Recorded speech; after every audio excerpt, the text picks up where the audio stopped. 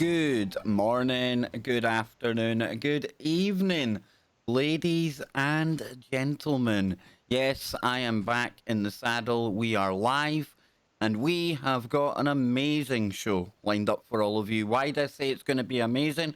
Because I am going to be opening up the phones in the second section of today's show.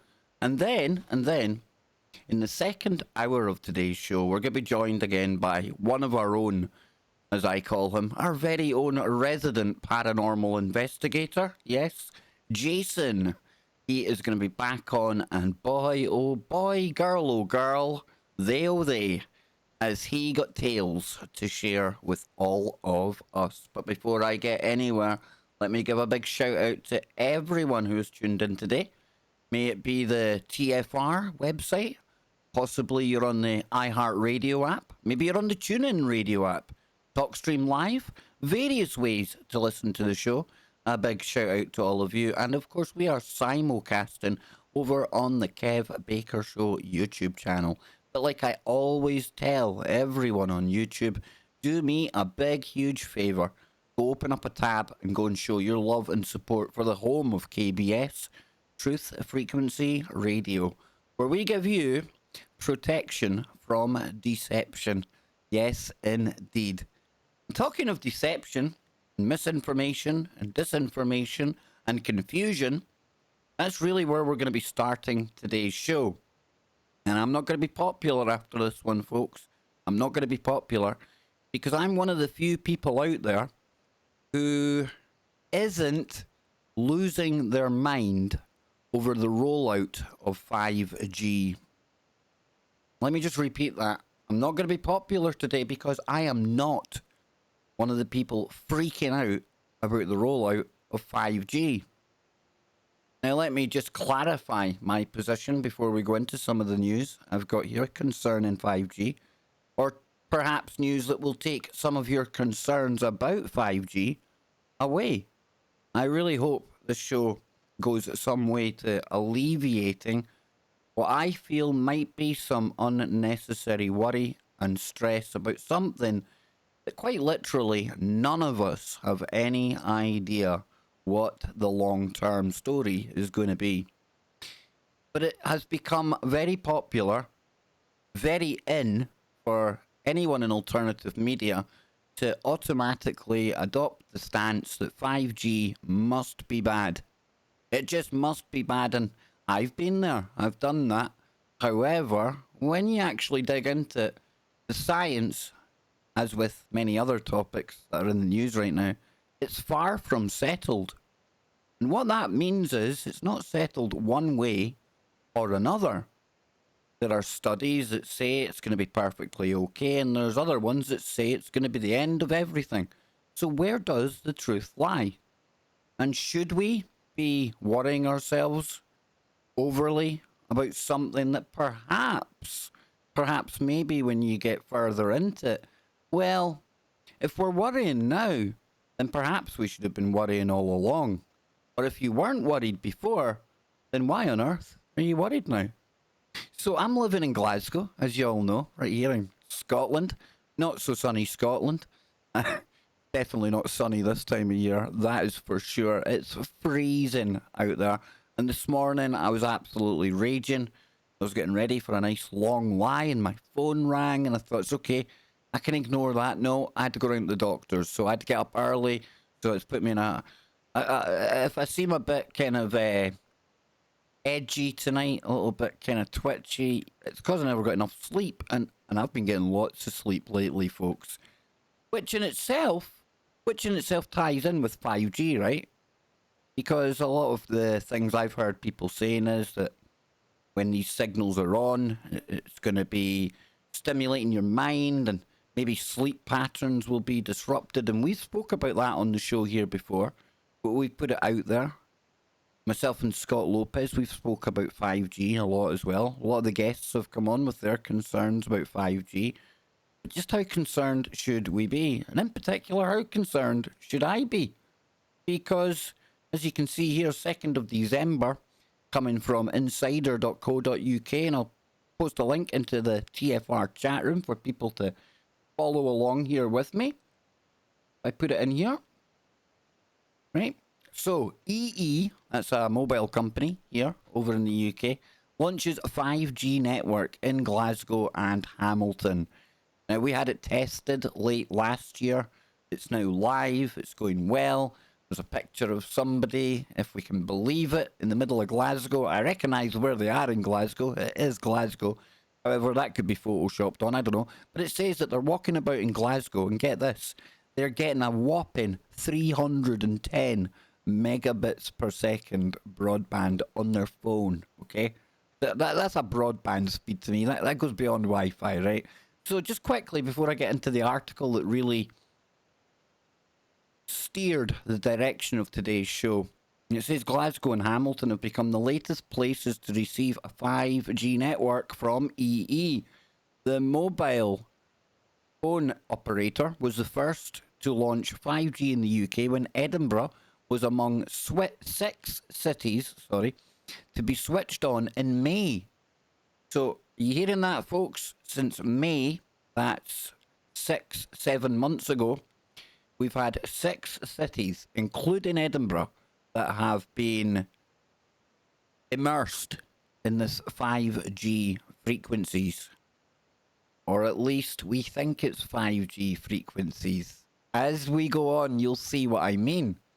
So it says the networks are capable of transforming the way businesses work by enabling faster data transfer and the Internet of Things technology.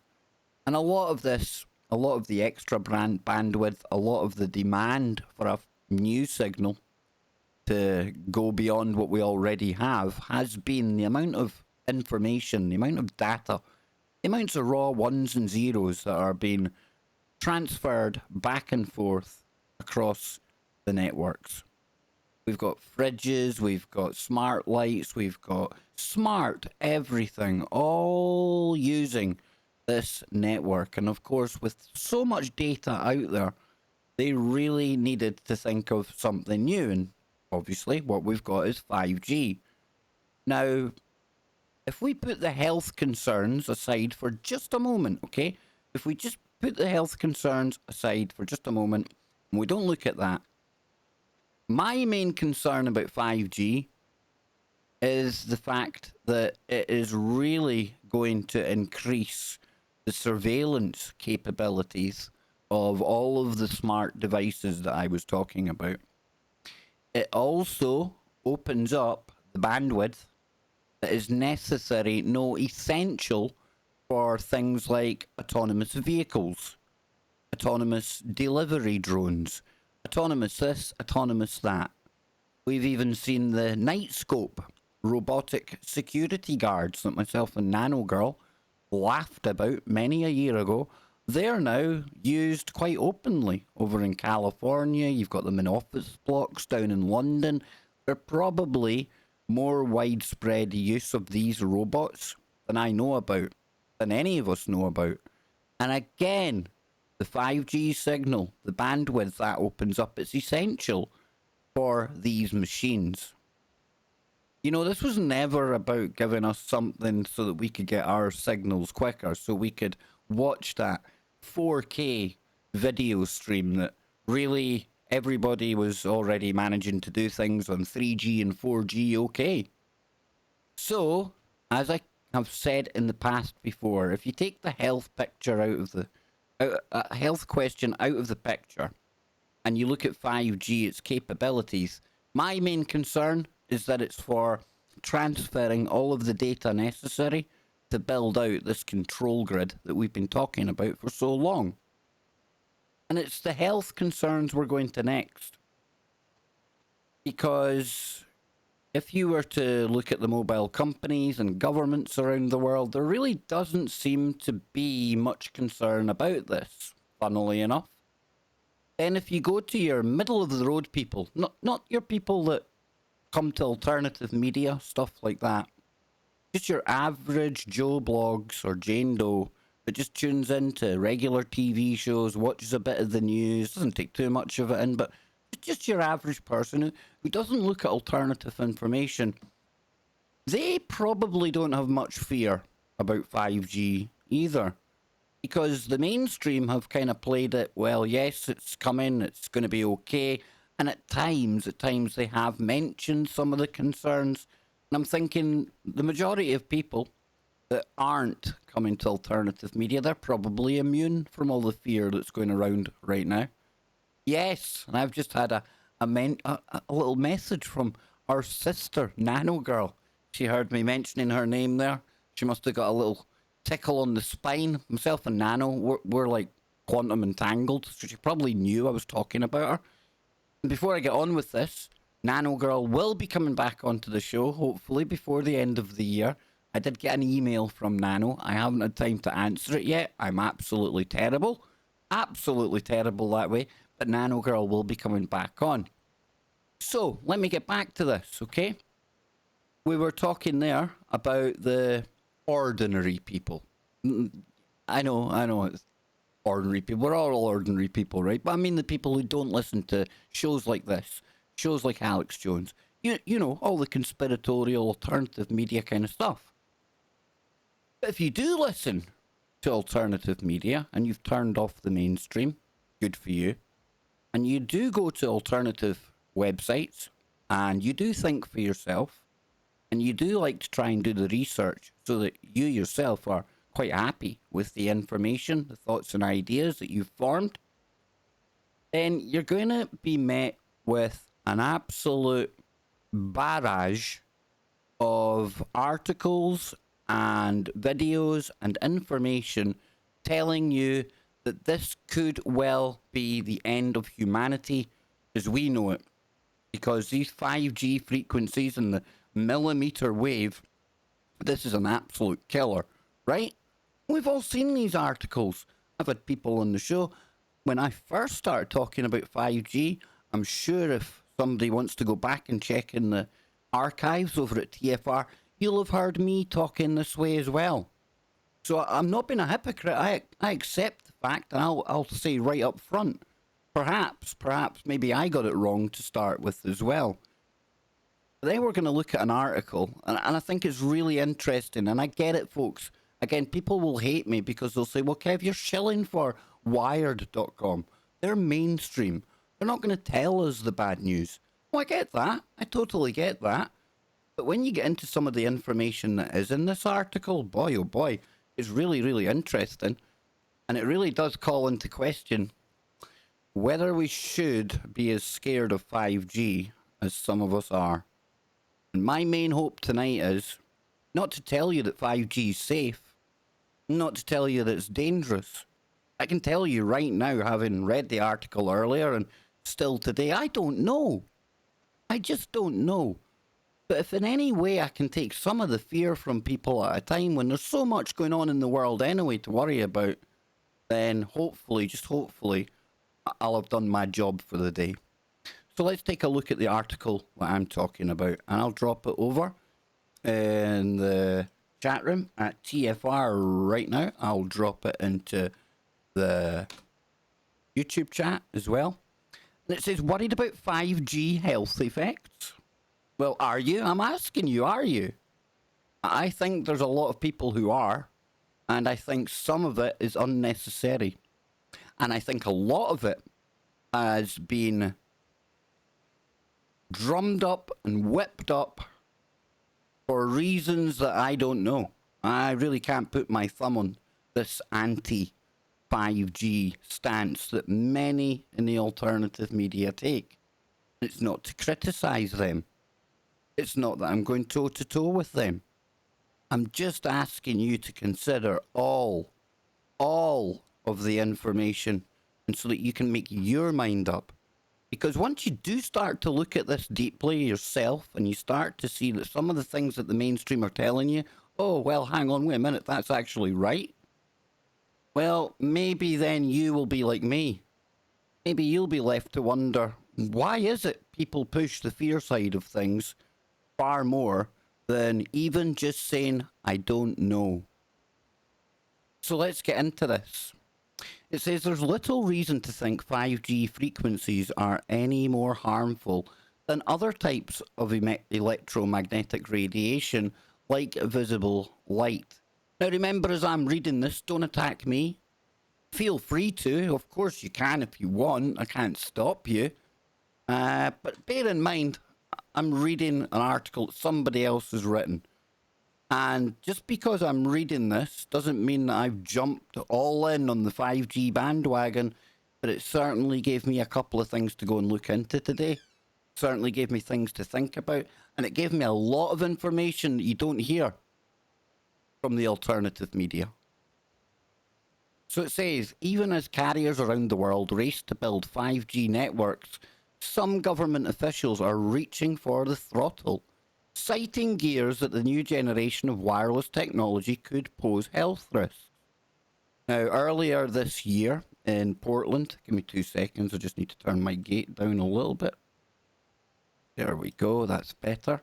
Earlier this year in Portland, Oregon, City Council passed a resolution asking the Federal Communications Commission to update its research into potential health risks of 5G.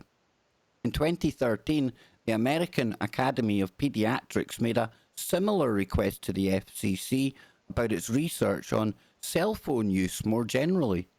And in May, Louisiana's House of Representatives passed a resolution calling for the State Department of Environment, Quality and Department of Health to study the environmental and health effects of 5G. Meanwhile, a few Bay Area towns, including Mill Valley and Sebastopol, want to block carriers from building 5G infrastructure. So the impending rollout of 5G technology will require the installation of hundreds of thousands of small cell sites in neighbourhoods and communities throughout the country. And these installations will emit higher frequency radio waves than previous generations of cellular technology. That comes from US Representative, that's Peter DeFazio. And he wrote that in a letter to the FCC, echoing concerns about the new technologies involved with 5G. There are real concerns about the way 5G has been deployed in the US, including security issues, the potential to interfere with weather forecasting systems, and the FCC steamrolling local regulators in the name of accelerating the 5G rollout. But concerns over the potential health impacts of 5G are overblown. If you weren't worried about prior generations of cellular service causing cancer, then 5G doesn't produce much new to worry about. And you probably didn't need to be worried before. Few 5G services will use the higher frequencies in the near term. And there's little reason to think that these frequencies are any more harmful than any other types of electromagnetic radiation, such as visible light. Now, most concerns about health impacts from 5G stem from millimeter wave technology. We've spoke about that a lot on here on the show. High frequency radio waves that are supposed to deliver much faster speeds. The catch is that millimeter wave transmissions are far less reliable at long distances than transmissions using lower frequencies that mobile carriers have traditionally used. So to provide reliable, ubiquitous 5G service over millimeter wave frequencies, carriers will need a larger number of smaller access points. Now that's led to two fears: that the effects of millimeter wave signals might be more dangerous than traditional frequencies, and that the larger number of access points, some potentially much closer to people's homes, might expose people to more radiation than 4G services, right?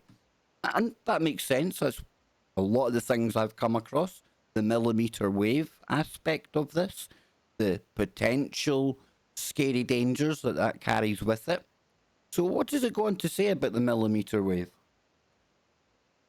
Well, it says, but millimeter waves aren't the only or even the main way that carriers will deliver the 5G service. Did you hear that? Did you hear that part? because that's really important. Millimeter waves aren't the only or even the main way that carriers will deliver 5G, and we get into how they do it right now. T-Mobile offers the most widespread 5G service available today. I want you to pay really close attention to what's coming up here. But it uses a band of low frequencies originally used for broadcast television. Sprint, meanwhile, repurposed some of the mid-band spectrum it uses for 4G to provide 5G. Verizon and AT&T both offer millimeter wave-based services, but they're only available in a handful of locations. The wireless industry is focused more on using mid and low band frequencies for 5G because deploying a massive number of millimeter wave access points will be time consuming and expensive. In other words, 5G will continue using the same radio frequencies that have been used for decades for broadcast radio and television, satellite communications, mobile services, Wi-Fi, and Bluetooth. So like I said, when I read this today, I thought, well, hang on. I'll need to go and check that out. And I did. And I checked out, it was Sprint. And they have repurposed some of what was the 4G range that they had, and they're now using that. They're using some of the frequencies on there, because 4G itself, it's not as if 4G had reached capacity. It wasn't as if it was bottlenecking. But we're starting to see now the inner workings of some of the companies that are involved here. And I can't remember ever hearing anyone in the alternative media saying, well, hold on a minute, because as dangerous as these millimeter waves are, and I'm not saying they're not dangerous, folks, I'm still on the fence. I still haven't read anything conclusive that will tell me to make me satisfied that this is something we need to be running for the hills from. And I'll be hated for saying this, right? I really will. I can only be honest with you. And if I ain't scared of something, and the information that I come across and I dig a little bit deeper kind of confirms what I'm reading, well, I can't sit here and lie to you and tell you all to be scared of 5G that's coming around the corner. Does that mean it's safe? I can't say that either, folks. I can't. But I try to be as fair and as balanced as we can here. And I'm fed up tuning into alternative shows and hearing how bad 5G is going to be for me. There's only so many times you can hear that. And yet, there's never really any conclusive information to back up what they're saying. Yet these people will still be the ones that go and criticise the mainstream or the mobile companies for not giving us the full picture on what they're doing. So if you are worried about 5G, I think one of the biggest main takeaways that I would say to you is, if you weren't worried about broadcast radio and television, if you weren't worried about satellite communications, or mobile services, or Wi-Fi, or Bluetooth, then what is it that's got you scared of 5G? What is it that got you scared of 5G? Was it something you seen yourself? Did it come from alternative media? And I'm not talking badly about alternative media here. It might sound like it, but it's just something I've noticed. You know, fear and hate and darkness and pessimism, it sells well in the apocalypse. It truly does. And it can be really easy to take that negative, fearful mindset type of approach into doing something like this. But like I say, rightly or wrongly, I can't lie to you people. And when I look at 5G, I don't immediately get scared.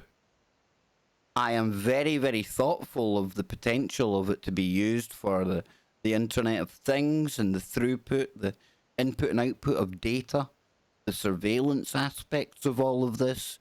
I could maybe go into the autonomous drones and things like that, and delivery drones, and the driverless cars that are all going to be on the road soon. We'll come back on the other side. Don't go anywhere.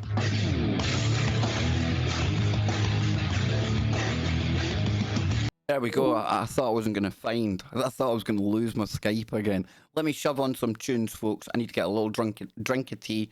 My mouth is as dry as, I don't know, somebody who lives in the desert wearing sandals. Yes, indeed. I don't want to be accused of being, I don't know, racially slurring or ethnically bullying anyone on here now.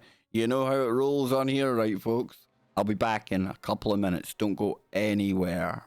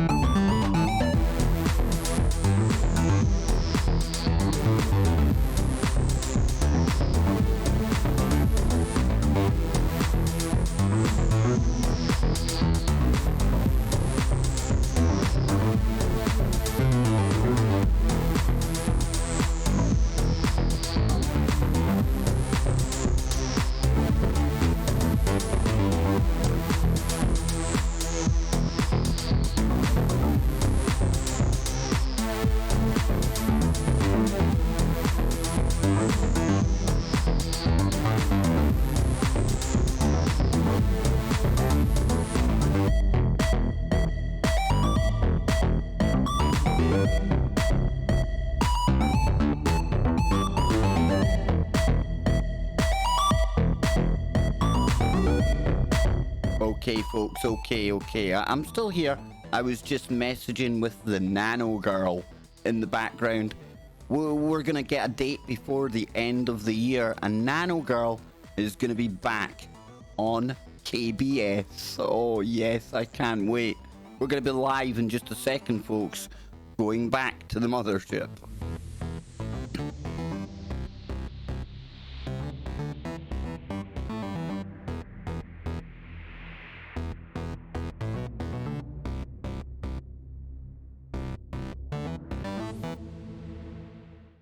Yes, indeed. You people on YouTube, you'll just have to put up with me. Here we go. Oh, I thought you were going to have to put up with me longer than that. Here we go.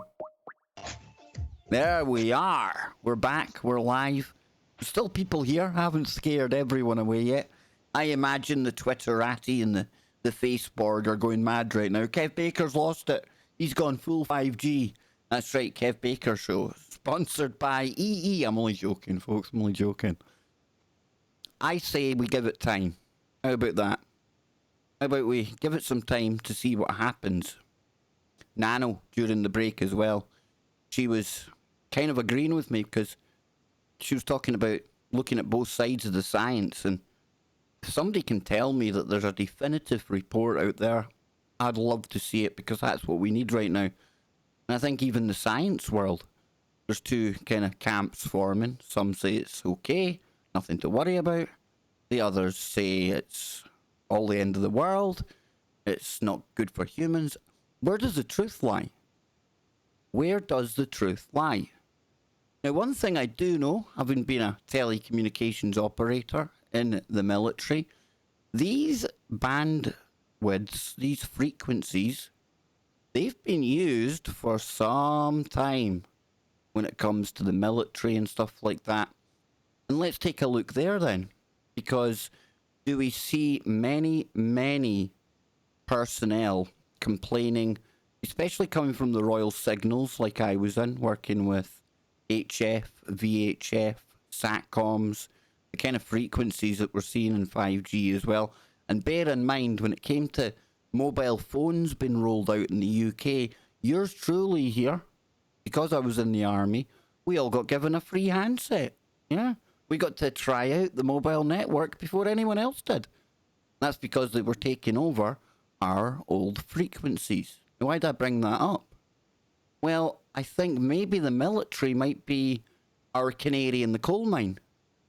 And if we could go and look at the military and maybe people who have been using these frequencies day in, day out for year after year, then maybe they'll have a different story. Maybe they'll be able to tell us what their experience is.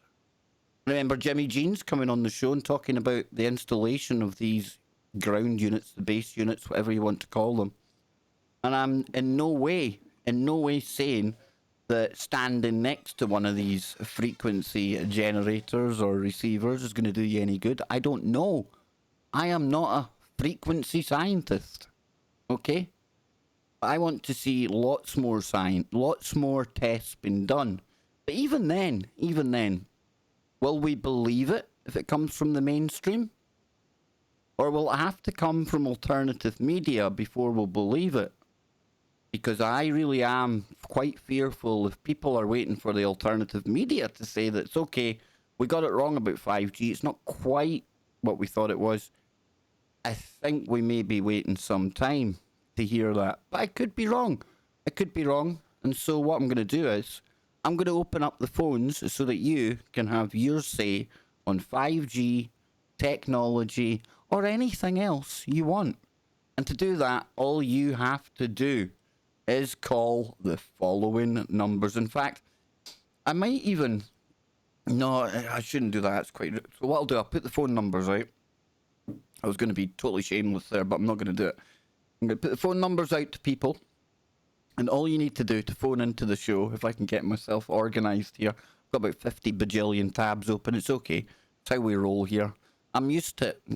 Still can't get good at it, but I'm used to it. So... if you want to call in, all you got to do is dial. If you're in the US, it's 213-233-3998, and that is 213-233-3998. If you're in the UK, it's 0044-203-393-2871. That's 0044-203-393-2871. Now then, I think Christmas Eve, I had promised that I would open the phones for the full show today. But then I'd forgotten in the meantime, I had also said to Jason to come on and talk about his stuff in hour number 2, which he's going to. And I can't wait. And we've got photographs we can share in the chat room over at TFR and everything. And Jason's going to give us his first-hand kind of account of stuff that maybe didn't get caught on camera, but his feelings, his emotions, what it was like to be in the middle of a really happening paranormal investigation. I can't wait to hear about this one. This is the one that Anne got really upset about because it was taking so long for Jason to go and do it. That's a good sign. Point being, Jason does some really good work. And if you want to check out his channel, please do so. It's First World Problems, and that's the number 1, ST World Problems. If you're still struggling and there's a couple of channels come up when you search for that, Jason's is the one with, I believe, it's a cemetery as the profile picture. Once you go in there, you'll know right away if it's him. There's a banner with trees on it, and you've got the Ghost Investigations at Bodmin Goal and HMP. Oh, we've got a caller on the line. Yes, indeed. Well, caller, just hang on, stand by, caller, because I need to add in the phones. I always forget to do this. I always forget. Here we go. Right, we're going to get the phones on now. So I'm going to Saskatchewan. I think that's how you say it. In Canada. Yes, welcome to the show. You're on with me. Maybe you love 5G. Maybe you hate it. Maybe you want to talk about something completely different. I don't mind. I'm just glad you've called into the show. Welcome. Who am I talking to? You're talking to Alan, a dude from the chat room. Hey, how you doing, man? I'm doing fine. I just wanted to weigh in on 5G because my internet company in my Canadian province is one of the top internet companies in the world, and we've actually had 5G for a few years, and I've noticed no health problems with it because our household's had it for like a few years so far. Now, Alan, you might be the perfect person for me to ask here, because I've had a bit of confusion over maybe the past 6 months, and I used to tell people not to worry about 5G because my provider over here, Virgin Media, they've given me a brand new router and it's got 2G and 5G on it.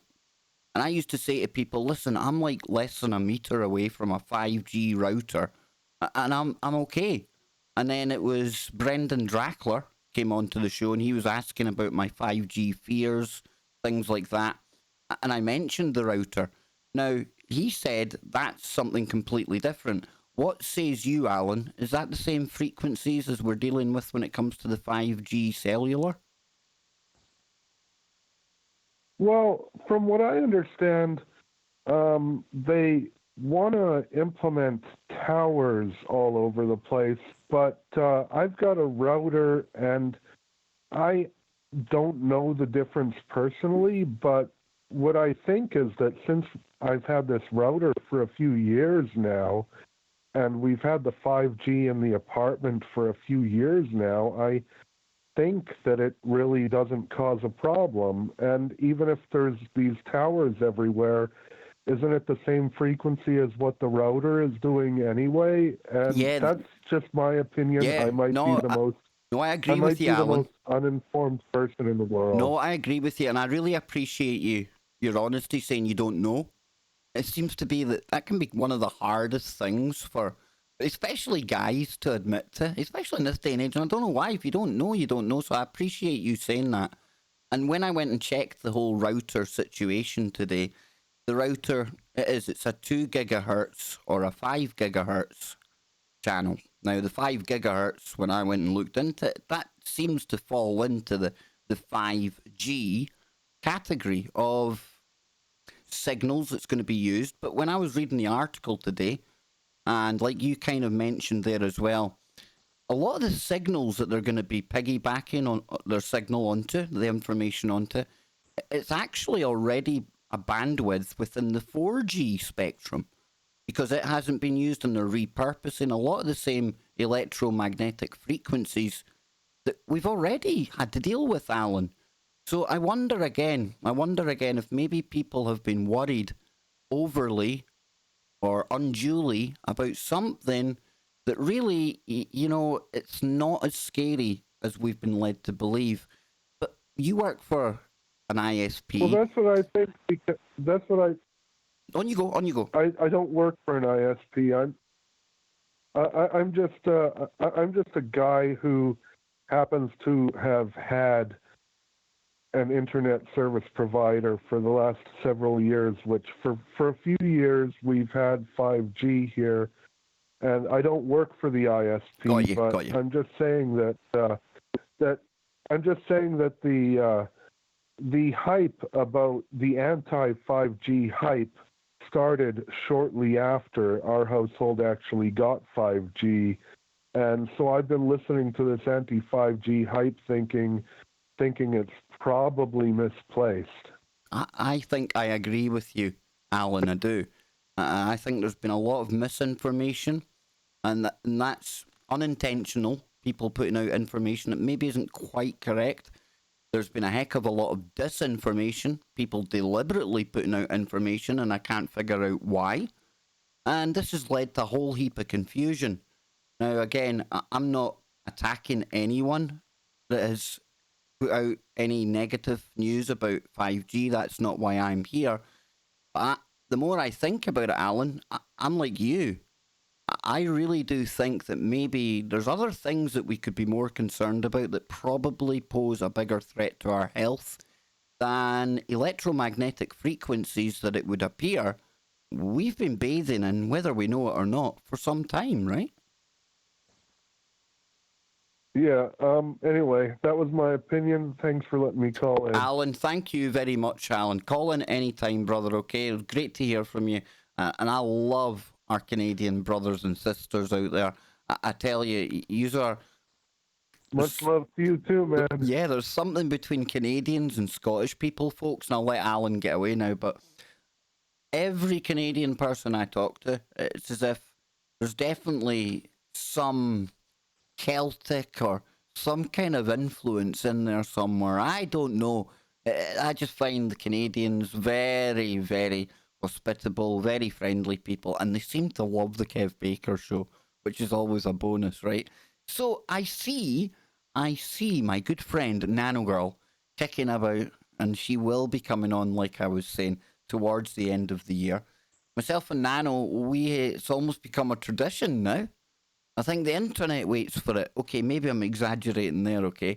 But we do something called our end of year Rothschild Economist special.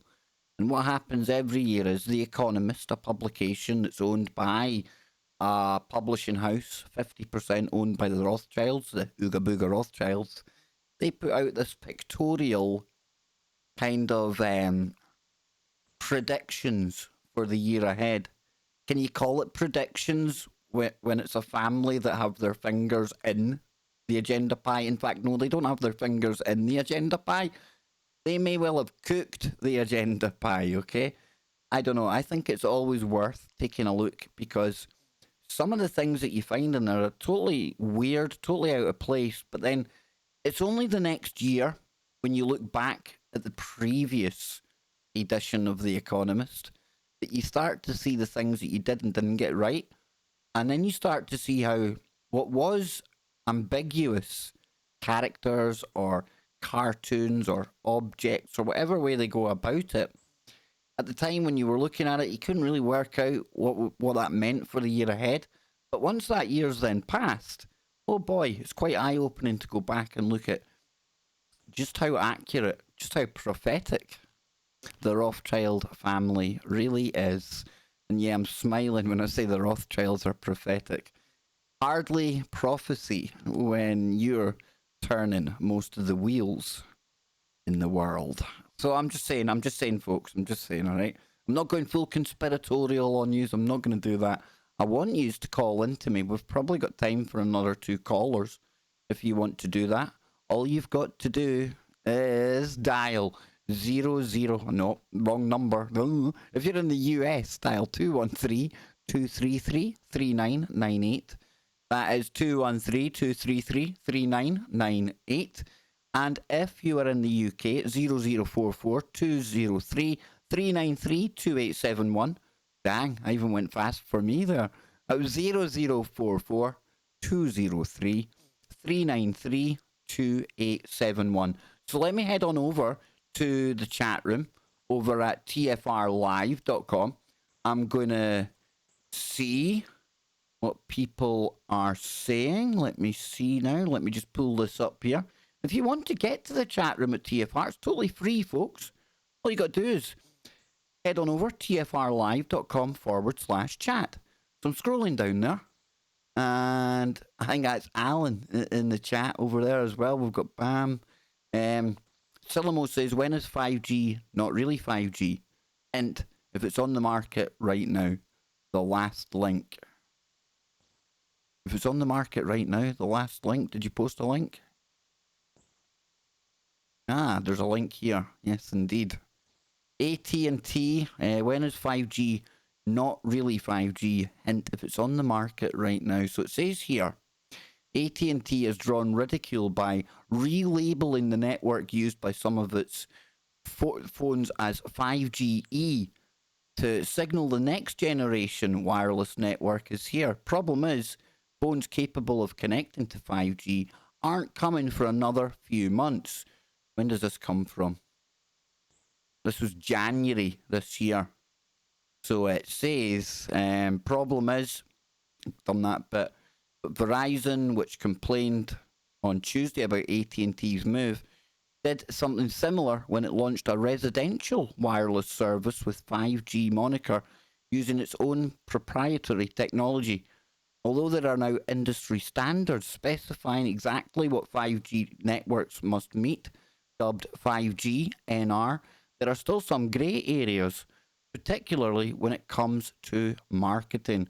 So carriers are using all the tools at their disposal as they race to try and convince consumers they will be the first with 5G.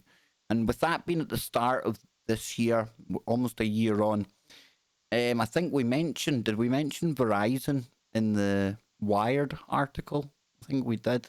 Just pull that one up here so that you people on the YouTube stream can see it just now. And it's in the chat room over at tfrlive.com. It's already there. Let me pull this up. There it is there. And it comes from Market Watch. That's an interest. I'll probably read more into that when I get off, actually. But yeah, is it really 5G when they're repurposing 4G and other technologies? And again, now because we're a year on from this article, it sounded to me when we read the Wired article, this one back here, the one that said that there was, don't be worried about 5G health effects, don't be. It sounds to me like some of these companies, definitely Sprint, that was the one I looked at. It talks about T-Mobile as well, and Verizon and AT&T. So yeah, they're both in there as well. And this article is dated the 18th, so this was out today. So the 5G that people are walking about with, many times if they're bragging to you about the fact that they've got 5G, maybe you want to just give them a little heads up. They're maybe kicking about with something that isn't quite what they're paying for. I don't know. I would imagine the mobile companies are still charging you as if it's the full 5G package you're getting, right? Right? They're not going to tell you, oh, by the way, it's not really 5G you're getting here. Just saying. No, well, obviously they're not going to tell you that. I don't know. I'm with Alan that phoned into the show. I don't know definitively if it's good or it's bad. But I'm back to thinking that this router of mine, like Alan was saying as well, the 5G-ness, and when Scott Lopez was on, I'll need to say to Scott that I've changed my mind again. I'd gone and looked more into it, and I'd said to Scott, don't worry about that, dude. It's okay. And I remember Scott looking at me as if to say, what the heck? But I can go back to Scott now and say, yeah, you were right to look at me like that. It's okay. We've cleared that up. When I do the research, I get my eyes open. But no, and I'll be saying to Brendan as well, because Brendan Drackler's back on the show tomorrow night. And I'll be mentioning the 5G to him again as well, just to get his latest take on it. I think he's in the Kev Baker kind of camp as well. It's a new technology, but some of the fears that are out there, I just think they're unfounded. Doesn't mean they're not true. I'm just giving you my personal opinion. Whether people adopt 5G or not, it's here. It's going to be staying. And you've even got China looking at 6, 7G. Because one thing with the Internet of Things, folks, it's never going to roll away. It's never going to roll back. There's always going to be new smart devices, new smart technologies, new things to plug into the Internet of Things. And let's not forget, we're on the cusp of neural lace technology. Literally, our brains being on that same network. Wow, what a thought, eh? Now, if I was worried about anything, I'd be more worried about being assimilated into the 5G network, as opposed to anything that we've been told the 5G signals can do to us. It's the potential that opens up because of the 5G network that I'm more worried about, as opposed to the health concerns that We have no idea because I could show you just as many articles and studies that say 5G good, and then show you just as many that say 5G bad. So I don't know about that. But I do see the potential and why there has been such a push for this to be rolled out, despite the grey area over the health concerns. Like Donald Trump, he's absolutely over the moon when it comes to 5G, but he's a businessman. He doesn't know anything about frequencies, and that's not any criticism of Donald Trump. He's a business dude. He's a billionaire. What he sees with the rollout of 5G is lots of jobs. Probably lots of money coming into the economy. He thinks business, doesn't he? He wants to make America great again, getting people back into work, something like a rollout of a new technology. I've not looked at the figures, but I imagine it's going to be big money. I imagine it's going to create a lot of jobs. So, yeah. And then you look at Brussels, though. And then you look at Brussels, right? And that's probably got the most concentrated area in the whole of Europe where you'd find more politicians per head of capita than anywhere else, probably in the world. And what did Brussels do? Did Brussels say, hey, it's okay, roll out the 5G, we don't mind that? The European Union, they're down the road, they don't mind sitting being bathed in 5G, switch it on. No, they didn't. Now, did they turn it off because of the health problems that it's going to cause? No, well, when you read into it, they just decided, like myself, like many other people out there, we just don't know one way or another. We really don't.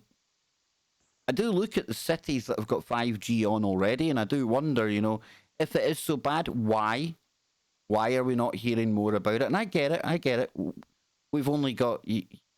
Oh, hang on, I've got a caller on the line here. Caller on the line. We are going to area code 508. Welcome to the Kev Baker Show. Hey, Kev. Hey, how you doing, This is Vince again from Boston. Vince, it's great to talk Not to too you, bad. sir. Hey, Yes. listen, on the 5G controversy here in the United States, we're finding out that you basically can't fight it. Yep. Same here. We have cities who are trying to fight the 5G, and they're told that no, they can't do that. It's something that's technology rolled out by the companies, and there's no way to stop it. The other thing is that 5G is being pushed so hard because it saves the telecom companies money. Here we have a company by the name of Verizon. I'm sure you know of them. Yep. And they have their big push for years has been to put in fiber optic cables right to the house. Yep. And they're now changing their tune, saying that we're not going to put 5G in. We're going to put 5G in instead of running all these fiber optic lines, even though fiber optic lines have considerably more bandwidth. You can put gigabytes of data through a fiber optics line. Yep. You can't do that through 5G. So what's your take on 5G? What's your personal take, Vince? Do you think it's good? Do you think it's dangerous? What's your feelings on it? I don't think all the data's in yet. Exactly. I'm concerned about low-level radiation. Right to the neighborhoods in the big cities, but I don't think there's anything you can do about it. And until it used to be that people would say that cell phones held close to your head would cause cancer, and there have been some cases of that. Yeah. Now imagine being irradiated 24 hours a day by a network of 5G signal processing. There you go. We'll be back after the Oh, break. Vince, yeah. Vince, thank you so much for calling in. Please call in when I open up the phones again. I want to talk to you more, Vince. We'll be right back. Don't go anywhere, folks. All right. Thank you, Kevin. I appreciate it. Thank you, Vince. Thank you.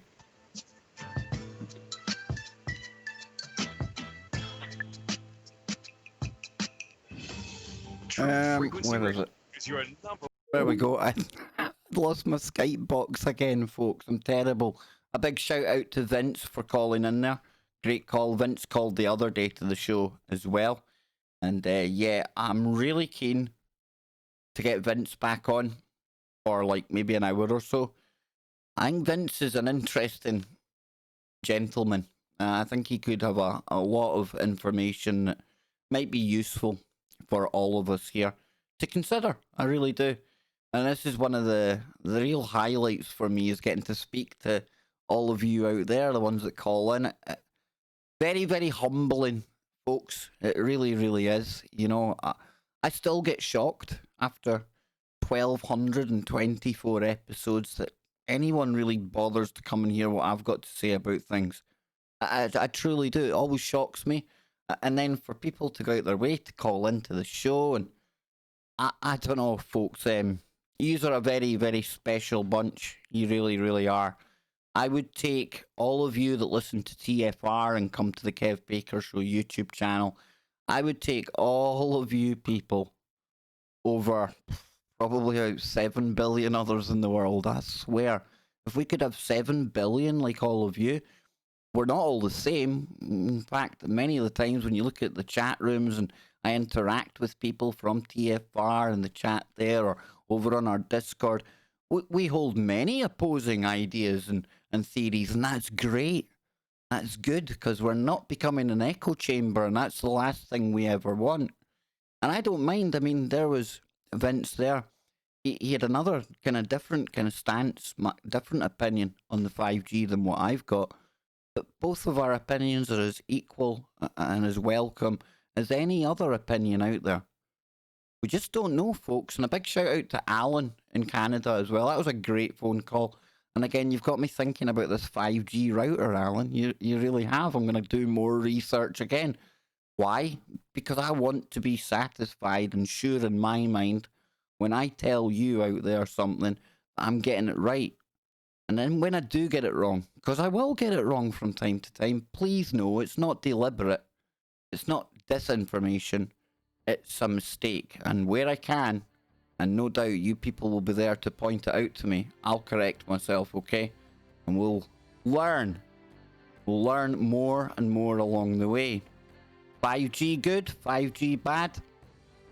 Jury's out for me. We'll be back with Jason, the Paranormal Investigator, real soon.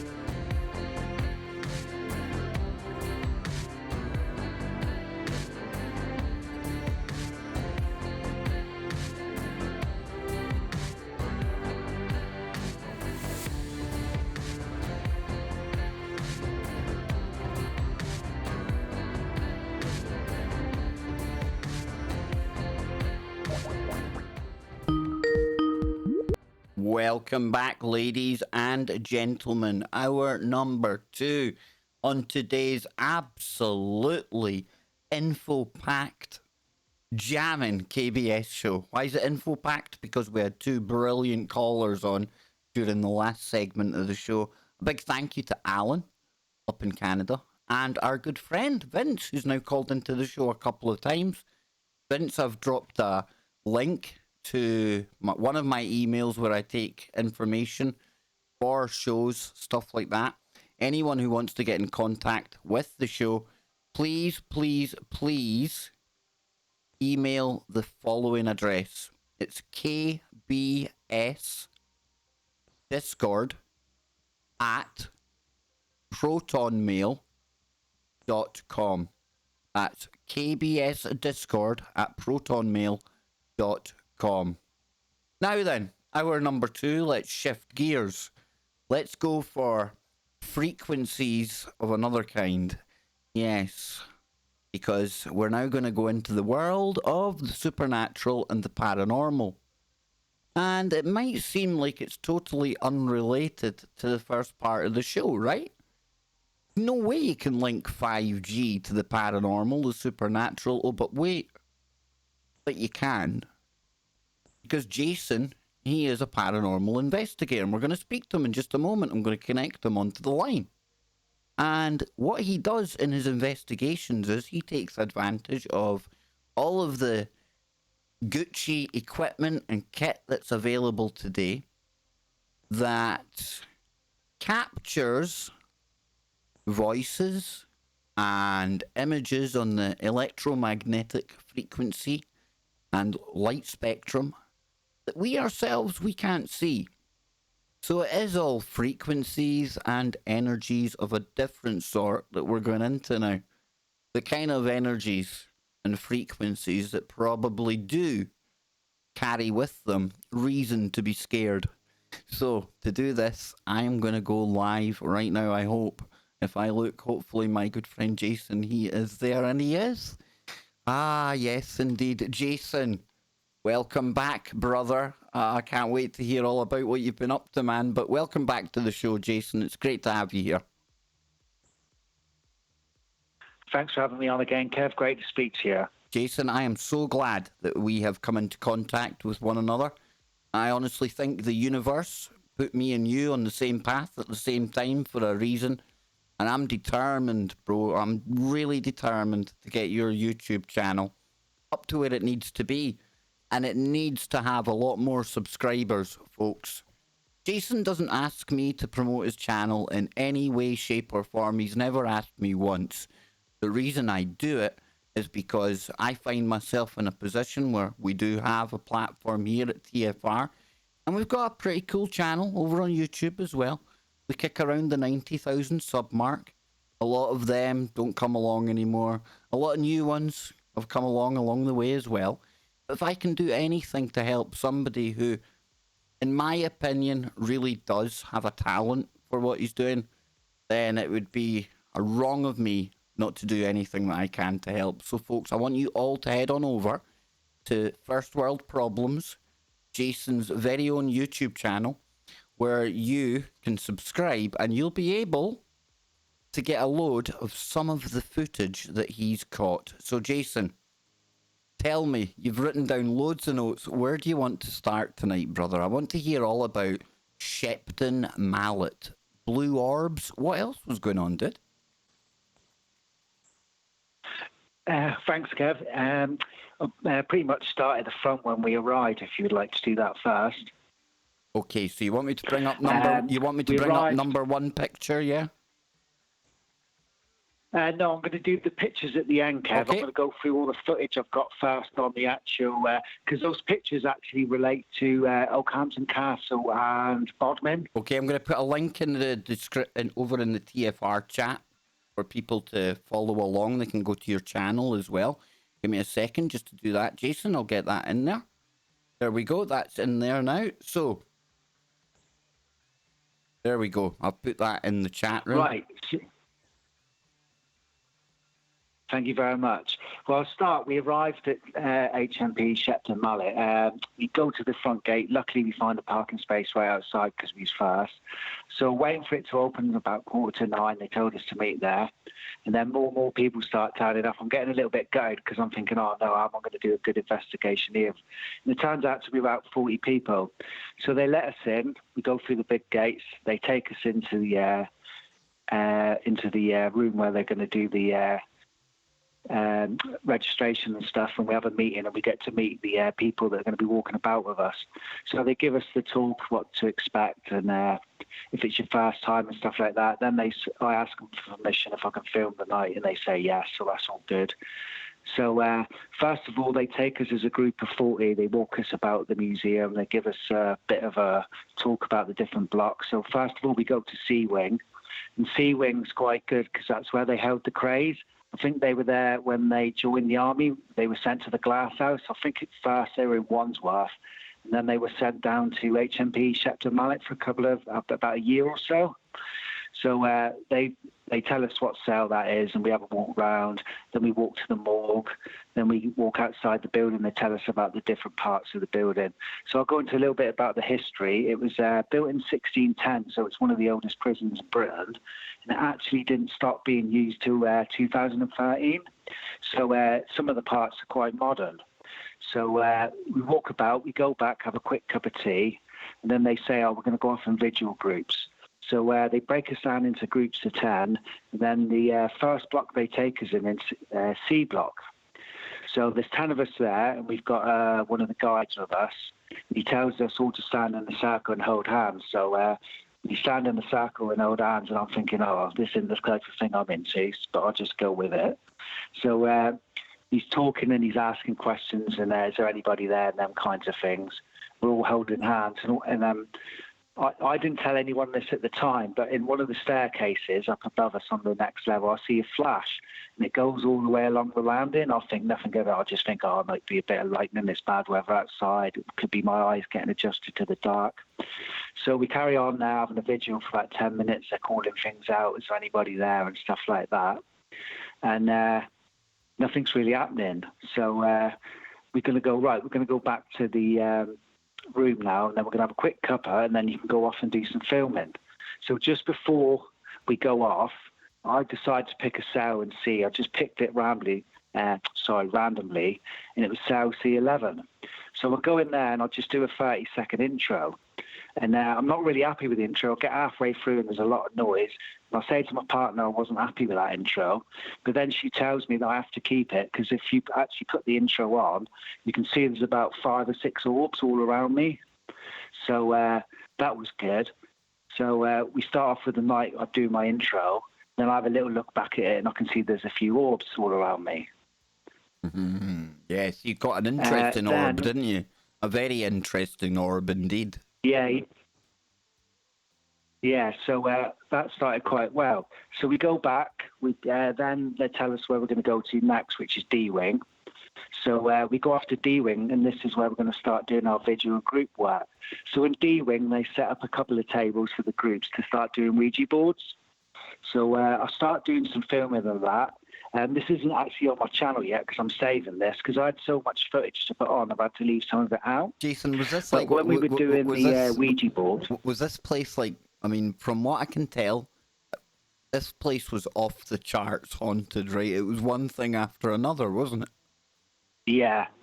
It's just, there's so much stuff. I've left stuff out, and I'm going to add it later on at different times. Awesome. So let alone the stuff that happened when I wasn't filming. Yeah. So the next session we do is in D-Wing, which is actually the sex offenders wing. They tell us about it and stuff like that. So they set up the Ouija boards. They say, who doesn't want to do it? I said, I don't want to do it because I don't normally do them. So I've got about a 12-minute video where I'm filming on what's actually going on. So they're doing the Ouija board. It's starting to move. They're starting to ask questions.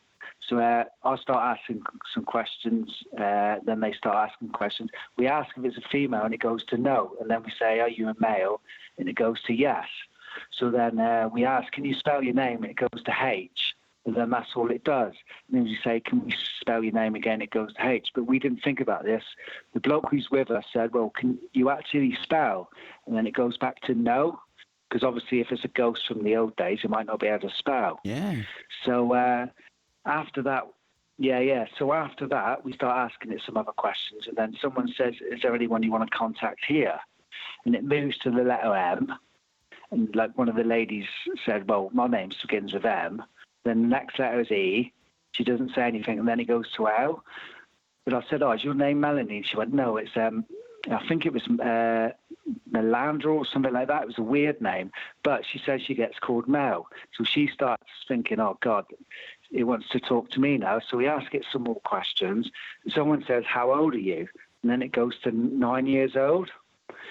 So we assumed that it was a 9-year-old boy we were talking to. So I film it for a little bit longer. It starts moving about. Then I ask permission if I can actually go off and do some filming, because we've got about another 15 minutes in this wing. So I go off up the stairs, walk along the landings a little bit. I'm going about. That footage is actually from about 9 minutes into 24 minutes, and that's the only bit of the period of my hour-and-a-half video. There isn't actually much going on. So just as they say, oh, we're going to move on at 24 minutes 10, I actually catch an orb come down the stairs. And that's the first one I caught of the evening.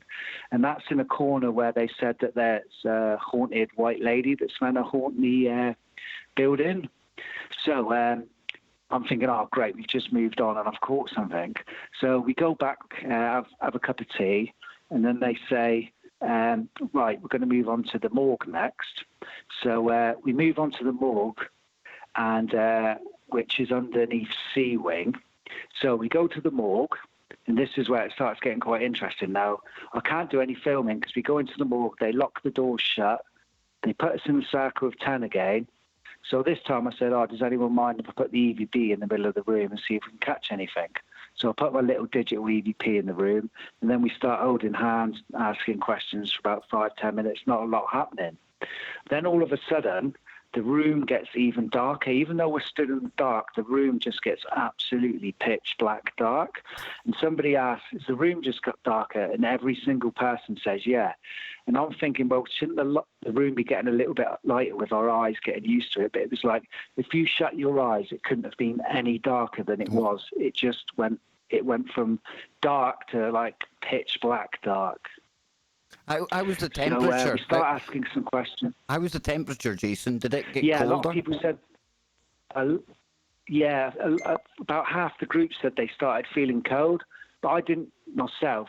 So I'm just trying to be honest. I didn't actually feel colder than I was before. So we start asking some more questions. The person I was with started saying, touch one of us, things like that, stand in front of us, stand behind us. Then all of a sudden I start feeling that there's like something behind me. I don't say anything. We carry on. We're asking questions for about another 5 minutes. Then I start getting this feeling that there's something in the corner behind me. So I mention it. I say, I'm totally convinced that there's something in that corner behind me. So the man who's with us goes, all right, we'll ask him some more questions. We're asking a few more questions. Then I say, look, we've got to stop a minute. I'm 100% convinced that there's someone in that corner watching me. So he says, okay then, do you fancy going in that corner? And me being me, I'm like, yeah, I'll go straight in it. So I go in that corner, and then the circle makes a circle of 9 because there was 10 of us. And then he starts to ask questions. So he's saying, like, can you tap once or tap twice for answers for yes or no? Because apparently, unbeknownst at the time, that's the most haunted part of the morgue.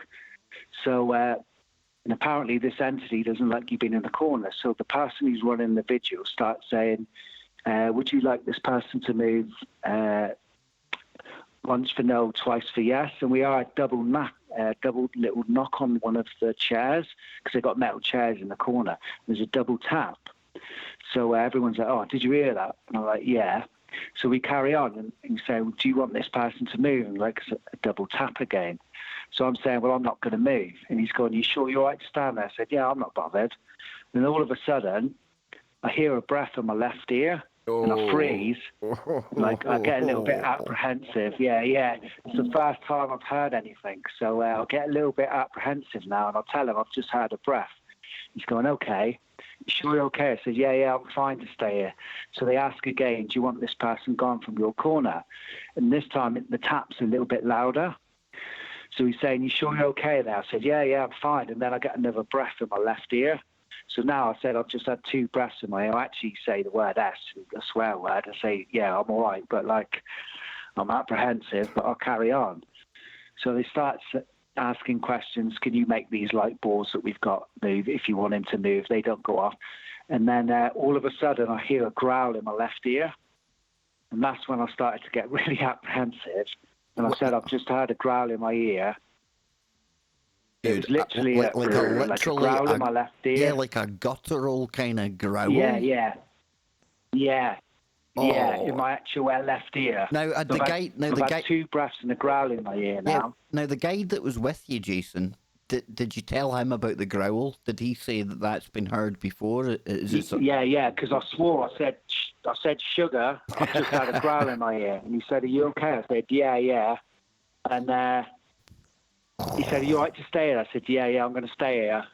So I've stayed in the corner, and then he asked the question, do you want this person to move? And there's 2 big bangs on the chair then. And he says, I advise you to move. So I took his advice then, because he said to me, no offence, I've still got to work in this building in the daytime, and I don't want to antagonise this entity too much in this room, because I've still got to work here. So I move out the corner, go back into the circle, and we ask some more questions. I'm sitting here, and I've got the goosebumps all over me, brother, all over me. I can't even put myself in your shoes right now. That must have been terrifying. Yeah, it was a little bit, but that's what I'm thinking. This is why I'm here, to try and prove it. So we ask him all questions, and then I ask a question saying, do you want me to go back in your corner? And then we get a double tap again saying no, and he's like, well, we'll leave it there. And then our half an hour up was in that vigil, in that morgue. So then we go back for a cup of tea to chill out and stuff, and then I'm talking to people about what happened. And they say, right, this is your hour now. Well, we know we got about hour and a half to go on our own around the building. So I'm trying to rush a cup of tea down because I want to get off as quick as I can, because I've got filming to do. And that's when I go back in my video a little bit. So just after my intro, where I'm catching some orbs, we go back to C Wing, because that's where the craze wing is. It's C6, that's their cell. And a lot of stuff's happened there. But as you can imagine, about 30 of the 40 people have gone straight for that cell. Yeah. So I've gone, all right then, let's go back in C11 where we've done a bit of filming. So if you have a look about 30 seconds in on my video, that's when I go into cell C11. And that's when we start catching some orbs in that cell. So within about, let's have a look at my notes. Within 38 seconds of the video, I get a big orb. Yeah, just seen one right there flying down by the actual plug. Yeah, you've seen that. And there's one about 45 seconds in as well. Yeah, I'm just posting. So I get 2 within about 5, 7, 10 seconds. That second one was very interesting, because a lot of the time dust can appear orbish, but that took a direction change that you wouldn't typically see from a speck of dust or anything like that. So I'm with you. This is orbs. Yeah, that's what I'm thinking, Kev, because obviously I've watched back the footage today really intensely. So there's a lot of stuff going on. I realise I'm on the radio, so I don't want to go into too much of the pictures, because obviously I want to try and thank you, brother. Translate it into radio.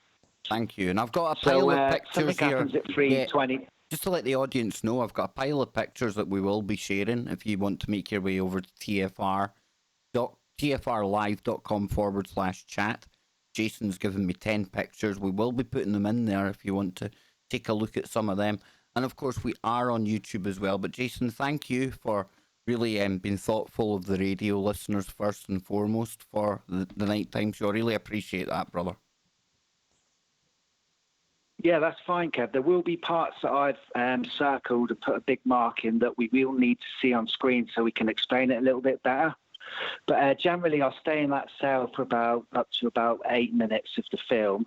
I'll catch a few big orbs. There is another big one about 8:43 and one at 5:52. So I do catch some other big orbs in there. But what I noticed was when I start talking about the Americans, that I get a few orbs, because in the Second World War, the prison was taken over by the Americans for their military prisoners, for prisoners who've been done in the war or they won't fight. So they actually had 18 executions of American prisoners at that prison, 16 by hanging and 2 by shooting. But after 2, they said you're not allowed to shoot anymore, you have to hang. Anyway, going back, so I've had quite a lot of results by asking for Americans. I said, well, you're American here, and I've got quite a few orbs while I've said that. So we go back, we've done the filming, and then, so they give us a little bit of time to film. Then I go back to D-Wing, where I went back and we had the Ouija board session earlier. So I'll catch some little orbs here and there, and then some fast orbs. And up to about 30 minutes, I'm catching little bits here and there, flashes, orbs, things like that. So then, at about, let's have a look, at about 28 minutes on, 29 minutes on, I go into the execution block because I'm walking along and I see the sign for the execution block in B because I missed it. So I turn around, go back in. So there's part of my video where I show where the executioner would stay, his bed still made up and all that. And it was PowerPoint who was the executioner there. I don't know if you know him, he was Britain's most famous hanger. Actually, a little note, a bit of history. He actually holds the record of hanging someone in 7 seconds, and they said 7 seconds from bed to dead. So his record is walking from their room straight onto the platform, noose on, pull 7 seconds dead, because he didn't actually believe in capital punishment. So he tried to make it as humane as possible and as quick as possible. So he aimed to do it between 7 and 10 seconds if he could. So then next to that is the execution cell where the executioner would be. So I go in there, I catch a little orb here and there, then I walk through the door that the prisoner would have walked into, and there is where the execution block is. So there's two people doing the tabletop, and then my partner Karen joins them, and then another lady joins them. So they're doing a tabletopping session, and I'm just filming about catching orbs here and there. Just watching what they do on the table, catch a few orbs here. But if you actually go to 36 minute 50, it's one of the best orbs I caught because of the way it changes direction and it actually touches someone on the leg. And then they actually touch their leg and say, I've just been touched. It was quite a good one, I think. That's about 36 minutes 50 in. Okay, I'm playing that in the background just now, and obviously, if people want to see this, And yeah, well, I'm on YouTube right now, but obviously it'll be in the archive as well in the channel, and yeah, we're just coming up to where we get the orb here. Yeah, so the reason I bring this one up at 36 minutes 50 is because of the way it changes direction. Whoa, and it touches him on the leg. Dude, and I was telling, that is, and then he actually touches his leg, and then he moves his arm in the exact direction of the orb in, and he says, I've been touched and I feel it on my leg. That is bizarre. And that's why I think that's quite a good one to talk about, because it's just, yeah. I'm just getting it back to the point where I can see it again, because it comes up, just to explain this to people who maybe can't see it. You've got a group of people around a table and they're doing some kind of session, and there's an orb that is about to appear in just a moment. And what it does is it travels halfway up the screen next to somebody stood there, then kind of does a little shake, and then goes, there it is, and does a wee shake, goes down again. And like Jason says, it produces a reaction from one of the people there. And I'm just going to put it back on normal speed again, just so. Yeah. So he actually said, my leg went really cold, and he felt it touch him. Wow. Yeah. And then he says, is it in this direction? And if you have a look at his arm movement, he does it in the exact way that the orb went. So I thought that was quite a good one to show, and it can be quite descriptive for the radio so they can get the gist of what was happening. Yeah, you definitely see him reacting in some way to something that he couldn't possibly have seen. Yeah. Yeah. That's very interesting, man. So then I get... Yeah, so they move. They're there for a couple of more minutes, and then there's a few orbs that flash in between them and stuff like that. And then about at 39 minutes, they move the table over, and then I get a burst of about 3 or 4 orbs from them. So at 39 minutes, there's a few bursts of orbs that come from them, and then that's actually the trapdoor that they've moved the table over, that the executioner would go down to retrieve the body that was underneath. Yeah. And that's where a lot of the orbs seem to be congregating. So I told them on screen, I'm catching orbs here. So they've moved the table over, and then they start doing them there. So I'm getting more orbs in front of them and stuff like that. But there's one that I wouldn't mind you showing so we can explain to the listeners as well, and the viewers will be able to see it. It's 4237. Okay. There's actually one that I like. That Jason, it's not that big. Jason, hold it that. just comes out of his arm. Hold that thought, Jason. We're about to go on the break. And when we come back, we'll get back into it with Jason. Don't go anywhere, folks. There we go. Now, I'll have to recall Jason after the break, obviously. And, yeah, a big, huge thank you to Jason. Because the Kev Baker Show, the radio show, my priority, first and foremost, is the radio listeners. And I know that frustrates and annoys people on YouTube, but it's only through the I don't know what word you would use, there's a lot of networks out there don't allow you to simulcast, but thanks to Chris and Cherie being very gracious, they have no problem with it. Brett, the Paranormal Portal, he broadcasts all his stuff as well. And that's why sometimes, and I'm really appreciative of Jason, the fact that he's managed to put this into a descriptive form as well, so that we can keep the radio audience that built up the Kev Baker Show.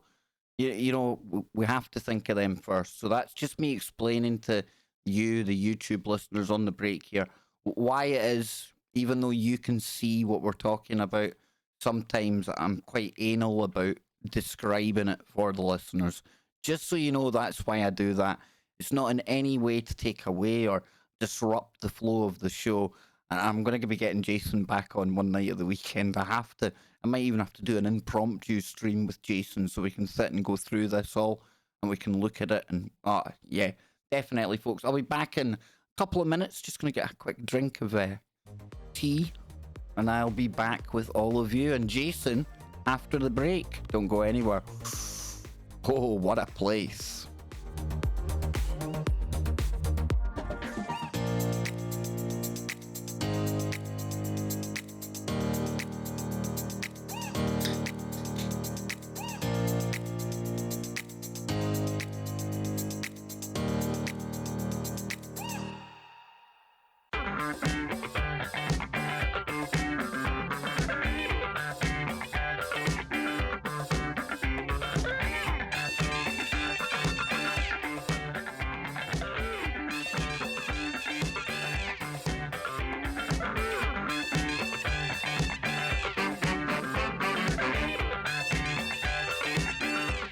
Don't you just love the KBS tunes? Don't you love them? I found an even better one than this today. Check this out.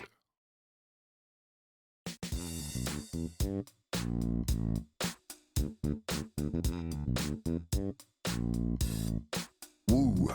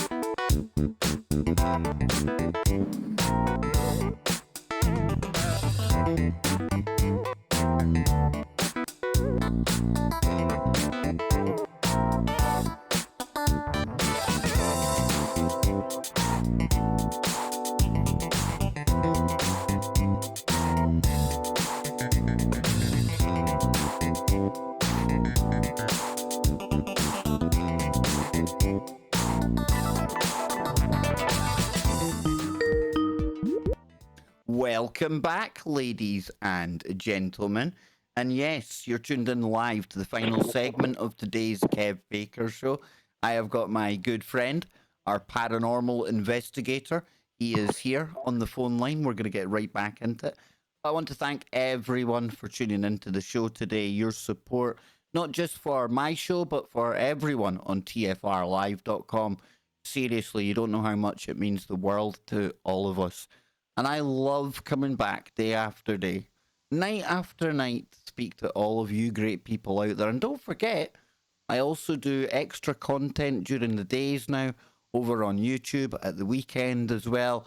If you can't get enough of KBS, I'm telling you, I'm trying my best. I'm trying to get as much of me out there as we can.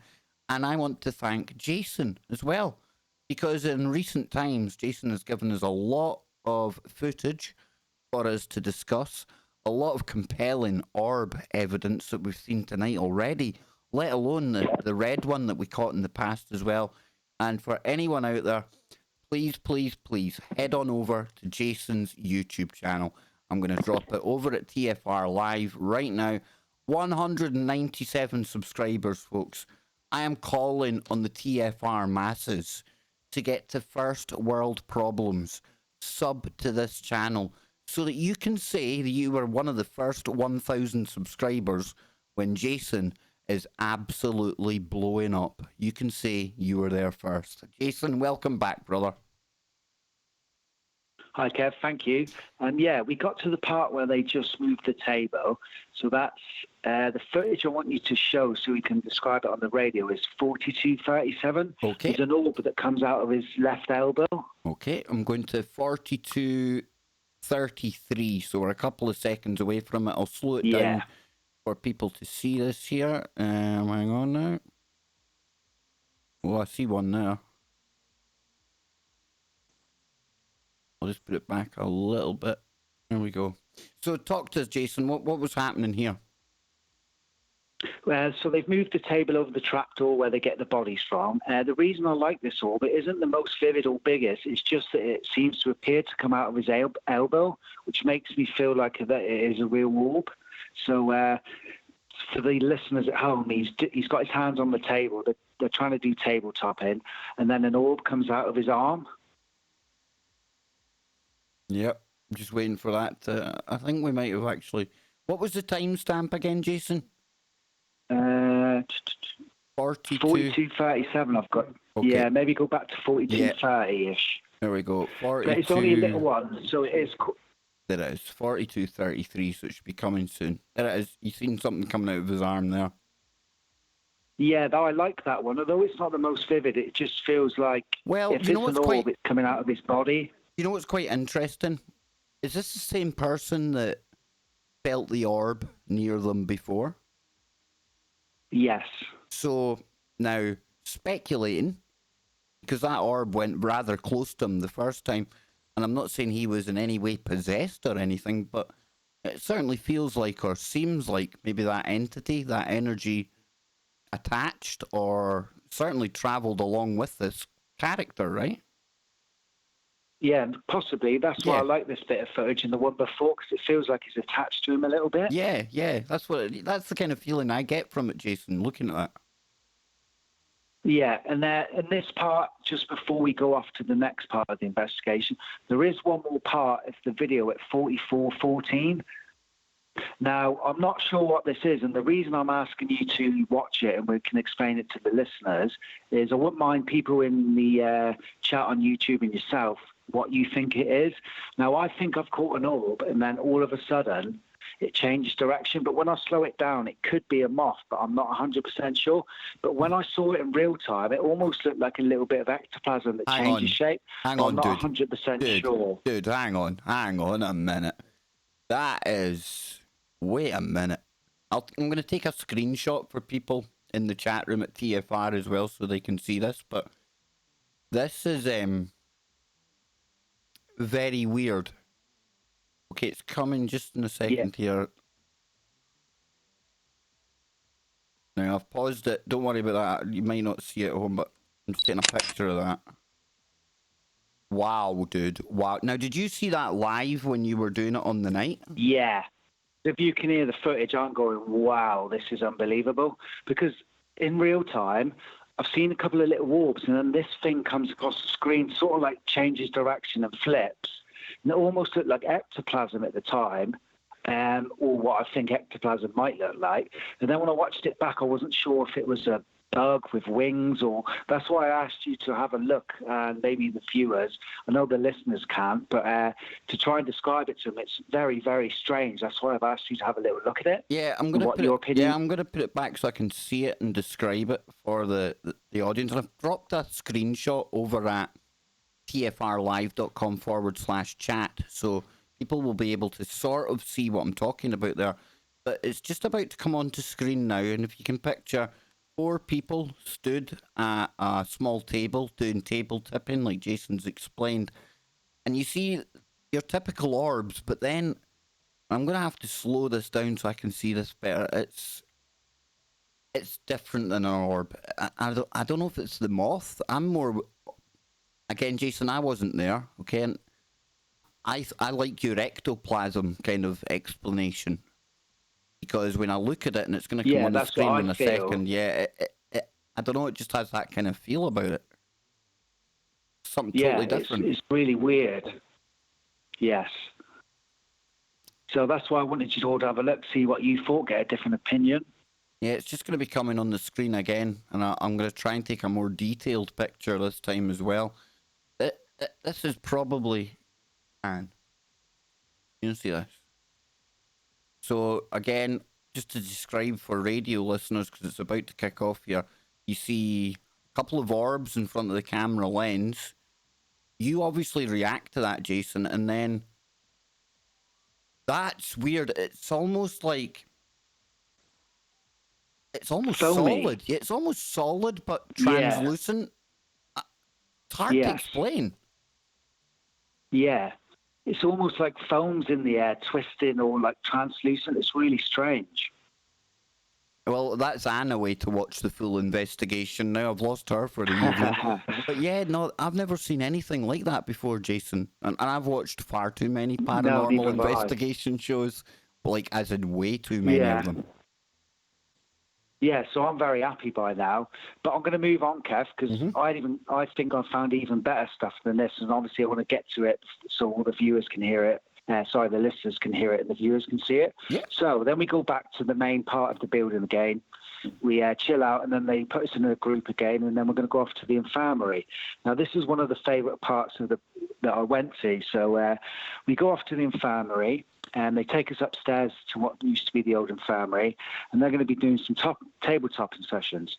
So there's one group in one side of the infirmary, door shut, and one group that I'm in. So I'll film the table for a little bit, table-topping. I'm not really bothered about that, so I'll go off. And I'll go and stand by this door for some reason, the way we come in. I'm not sure why I go and do it, but I've just got this feeling. So Jason, I go to the door. Is this the door that you're trying the handle on? Yeah, this is from 47 minutes 30. And at 47 minutes 30, unfortunately, it's so loud and they're getting so excited because the table's started to tip over and stuff like that. But I hear a knock on the door. That's why you see me open the door, and I'll go outside and have a look. And at 47:30, you hear a knock, and then at 48 minutes, the door opens slightly and makes a knock. And I might have caught it just on my film, but you cannot see it very well because it's just open. So I think, what's that? So I go outside, I investigate. I go outside to see if there's a draft. There's no draft coming through, and I'm out the other side of the door now, and I'm trying to figure out what's coming on. Then my partner Karen comes back with the bloke that's running that session because they went off somewhere. And I explained to him that there's stuff going on with this door, there's knocking going on, I'm hearing things and stuff like that. So at 48:57, I start asking an orb to come through the door, and one comes through. At 49:45, another orb appears. At 50 minutes, I get another orb. These are just like little orbs. And then at 51:15, the door moves slightly again. So I go back out, have a little look. I'm trying to figure out what's going on with this door. And then I ask, right, will you come through the door? So at 52:30 footage, I ask for an orb to come through the door, and a little one comes through. It's hard to see. It's not a real clear one, but I'm quite happy because it's actually come through the door. So to me, it proves it's not a bug. What the orb is, I don't know, but it's come through the door. So I'm quite happy now. I'm catching stuff, and I'm obsessed with this door at the moment. There's stuff going on all around it. Yeah, I've seen that. That came through. That definitely appeared from nowhere from that door. Yeah. Yeah. So then, while I'm filming, no, that's the next bit, sorry, because I'll go back to this door in a bit. So at 56:24, I get a good big orb on my notes. It says here there are other orbs I've got, but I've got so much footage of orbs. What was the that if we timestamp? went through every one. What was the timestamp again? 56:24. Okay. 56:24. I'm just going There's so many orbs that we could spend all day going through them and it wouldn't be good radio, but we're trying to explain the real big ones for the listeners at home so they can understand what's going on. Yeah, that was a big one. Yeah, it's a good one. Yeah. So that's the last little orb I'll catch for a minute. So the footage between 57 minutes 24 and up to the hour, I'll go and watch a bit of the tabletopping. Now, as I'm filming this door, the table goes up. You can actually hear me say, oh, God, I've missed the table goal because I'm stressed with this door. But I'm hearing so many things going on in this door, I just can't leave it alone. So from 57.5 minutes to the hour, it's just literally footage of the table topping gone over. Jason, so I'll put that in just to see what do you think? What do you make of table tipping or table topping? What's your thoughts on that? Well, I filmed it. It looked quite good. At the time, I'm excited like everyone else. But I've just put it in there as I'm not sure. I've put it in there for people to make their own mind up. Yeah. So there's a good, 2.5 minutes of the table tipping, they're catching it, they're putting it back. The table's tipping, they're catching it. Oh. Thank you very, very much. Great to hear Jason live on air. Loving his work. Yes, thank you, Lessons for Life. And you do good work as well. Please, people, check out that channel. Very good work coming from Lessons for Life. So, Jason, back to you. We're at the tables. Where are we going now? Yeah, so I filmed the tables for a little while. Let people think what they think about that. So then afterwards, from about 100 minutes in, there's a part for about, let me have a look, from 100 minutes in to 100 and then 1 minute, this is where I start getting some good stuff around this door. So I go back to that door again because they tell us we've only got about 5-10 minutes left. So I've just got this feeling about that door that I've been hanging around. Jason, so I go back to it. I can tell, right, by the amount of times you keep going back to this door. This was something that really got in your head. There was something really at this door that had you, right? Yeah, I'm just getting a feeling off this door that I should be near this door because I'm going to catch something good. So from about 100 minutes and 6 seconds, I get a good orb at the bottom of the left. But from about 100 minutes, an hour in to about an hour in and 50 seconds, if you play that 50 seconds and we're trying to explain to the audience and the listeners at home what's going on, I'll catch a few good orbs. These are some of the best orbs I'll catch around this door. And at 100 minutes and 48 seconds, I get a good one come through the door. But the one at 100 minutes and 23, at the time, it's too fast, even though I've slowed it down. At the time on video, I say, oh my God, I just caught a yellow orb. It could be my light going through it because it's a clear one, but it did seem at the time that it was yellow. But I've had trouble slowing it down. It goes so quick. Now, hang on, that's really quick. Okay, hang on. I'm just gonna go and look. I'm just gonna slow it down one speed more because that went lightning fast and it goes up right past the camera, folks. And this looks very very well formed for an orb, Jason. On my first look. Yes. Now it should be coming any moment, folks. This 4 minute period between 100 and 150 seconds, I'm getting some real good footage. There's orbs.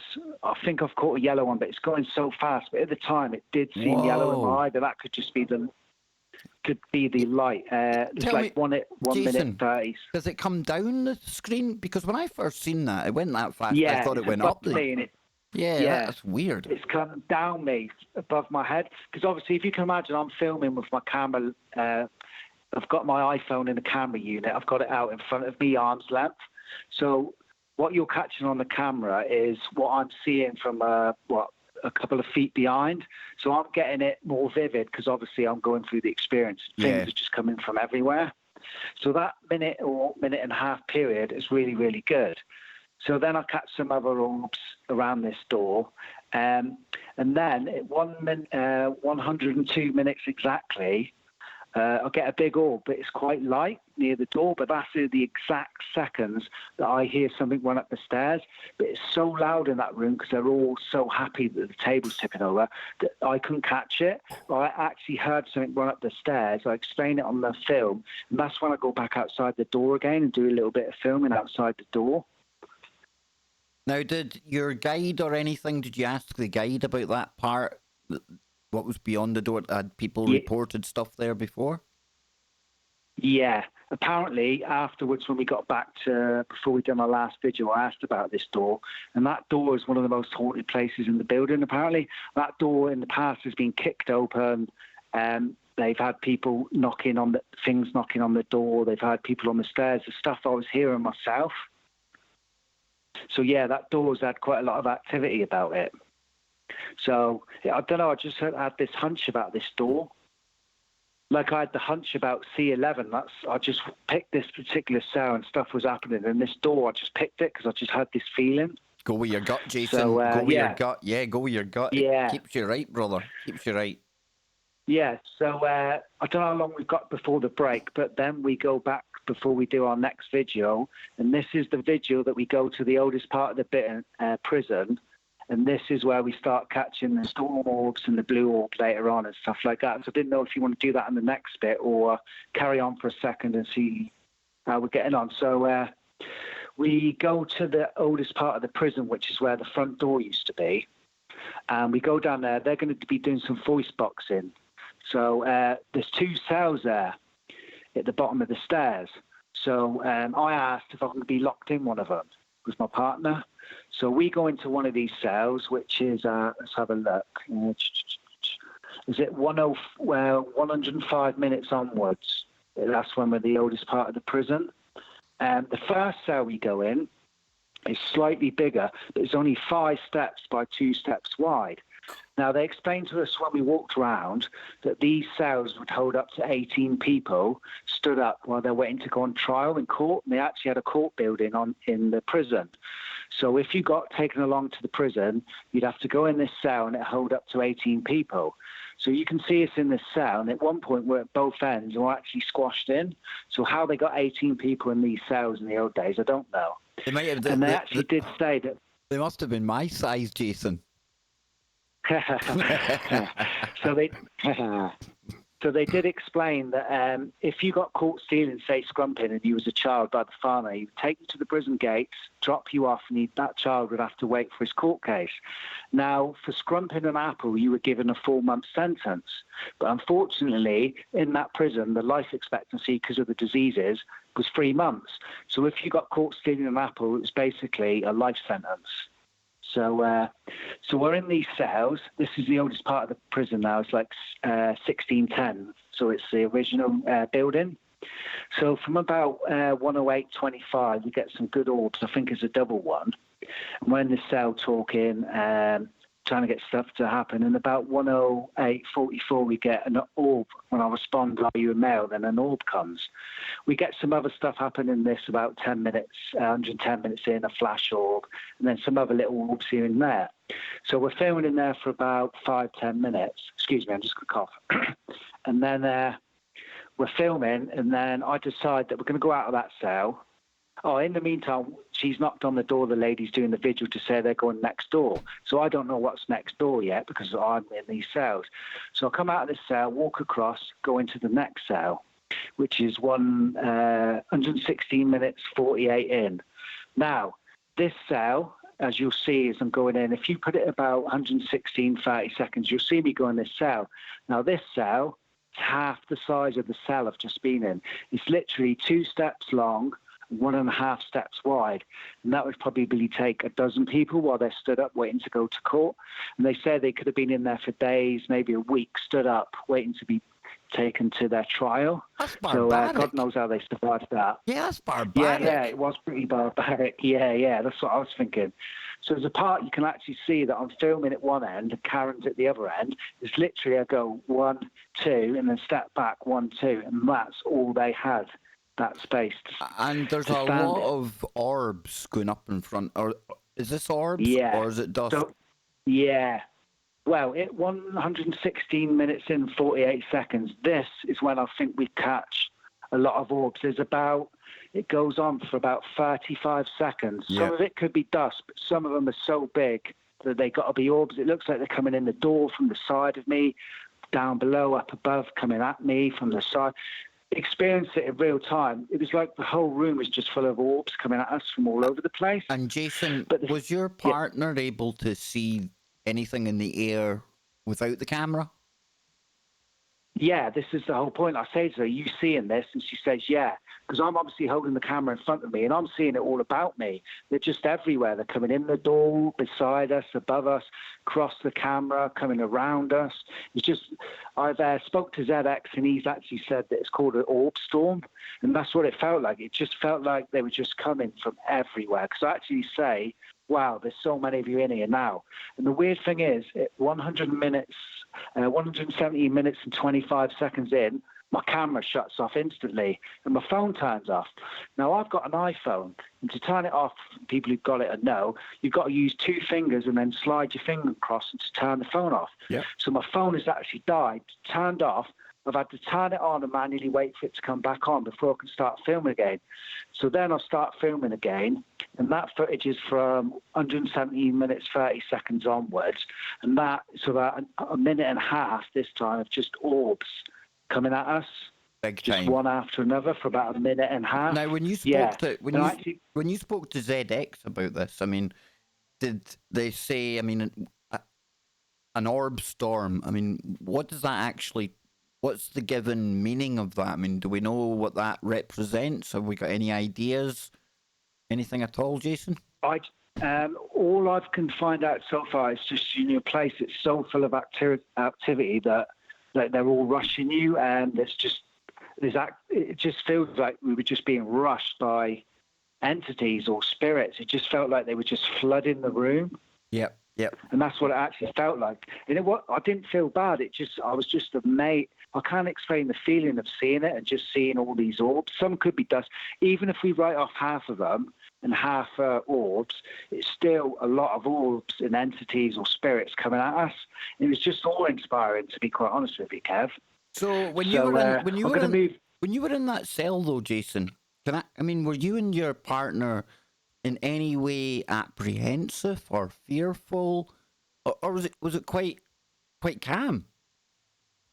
Yeah, it was calm, Kev. Yeah. And I'm going to move on to the next bit because I believe this ties into this question, because through the whole investigation, I didn't feel well. The only time I felt apprehensive was when I had the breathing and the growling in my ear. But apart from that, I felt pretty protected and I didn't feel fearful, and this is why I'm going to tie the last bit in now. So then we come to the hidden cell, which a lot of people have probably seen as the first little video that I've put on, and you've seen it yourself, and this is where we catch the blue orb, Kev. So that's from 1 minute 21:38. So to describe it to the listeners at home, it's a hidden cell next door to where we were. So for some reason it's bricked up and there's a little hole that you got to crawl through. So I crawl through this hole. My partner follows me. I turn around, there's some orbs, and it looks like orbs everywhere. So I go, this could be dust, and I wave my hand to them, and it looks like it could be dust. But some look like orbs because they're too big. So I say, all right, well, write them ones off. They could be dust. So I turn around. They've actually put wooden green panels all the way around this cell now, so they could put lights in there and stuff like that, so they can do videos. So I'm filming now, and from 121 minutes in 38, 122 minutes in, it's just orbs coming at us from non-stop. Let me tell the listeners what this looks like for people who's maybe driving or things like that. Imagine standing in somewhere like a chimney, a really confined, squarish kind of place from what I'm looking at here, really closed in, and while Jason is filming, it looks like there's flies. It looks like there could be midges or things flying around everywhere. These are the orbs that Jason's talking about. Now, I'm sure there's some of these bits of, let's just call it footage, that might be dust, but there's no danger. And there was the big blue one as well. We just seen the big blue one going by in there. But Jason, I really am struggling to think of, and I think of all the paranormal shows I watch, Most Haunted, Ghost Hunters, the Tennessee Wraith Chasers, who I recommend to anyone, by the way. Brilliant bunch of guys. But I'm struggling to remember anywhere where I've seen so many orbs constantly in motion. I agree, Kev. I agree with you. Going through it was just, you can hear me on the footage. I'm totally awe-inspired, and it's just mind-blowing. Now, Jace, we're almost out of time, so let people know where they can follow you. I don't know if you've got Twitter as well, but let the audience know where they can keep up to date with everything you're doing. And then I'll call you quickly on Discord after we get finished here, okay? Okay, we're out of time, folks. I will give Jason's YouTube channel his First World Problems. Check it out. Please stay tuned for Lucky and Dr. Brooks Agnew. And I'll be back tomorrow with Brendan Drackler. Wherever you are, make it TFR. Wow. Now, folks, thank you for chilling out here on YouTube. This is compelling. It's truly compelling. Now, what I need to do is, you need to give me 30 seconds, okay? Because what I'm going to do is, if Jason is okay to talk for another 5 or 10 minutes, I'm going to get Jason back on Discord. I'm able to call Jason on Discord, hopefully. And with my new groovy soundboard, we should be able to get Jason onto the live stream for everyone here on YouTube to listen to. Before I phone Jason up, before I get him on, Jason in the chat room, yes, I will. Yeah, give me 2 minutes, brother. Yeah, Jason, give me 2 minutes. I'll call you on Discord. And like I was saying, I think I've got Discord already set up, or it's one button away from piping into the live stream so that all of you can hear that. And then there might be little bits of footage that Jason wants to go back over more specifically. And now that we have moved from simulcast into YouTube time only, I do obviously urge anyone that was listening to the show on TFR, Lucky and Dr. Brooks Agnew, they're on the way. They should be starting any moment now. And in no way do I want to take any of the TFR audience away, but everyone who is here on YouTube right now, I would love for you to stay tuned for another 5 or 10 minutes, or as long as Jason needs, okay? So just give me 30 seconds. I'll put on some of my really crappy music. I know it's crap. You don't have to say it's good. And I'll get Jason in the background, and then we'll take it from there, folks. I tell you, this guy, I love this guy. I don't know why. The minute I first came into contact with Jason, it was like I'd known him forever. I always laugh when I go into triggery stories because I know he's exactly like me. So, yeah. So, just give me 30 seconds, folks. I will get the star of the show. I know, the star of the Kev Baker show, and it's not me. What the hell's that all about? I'll get him in here, and we'll get to the bottom of all of this before I let you go today. I can't leave things the way they are right now. Not with this good woo. And I'm not just saying this. Jason's not asked me ever.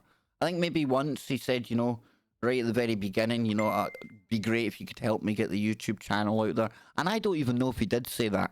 I really don't know if he did, okay? Because I'm just giving him the benefit of the doubt here. Jason is the most down-to-earth guy in the world.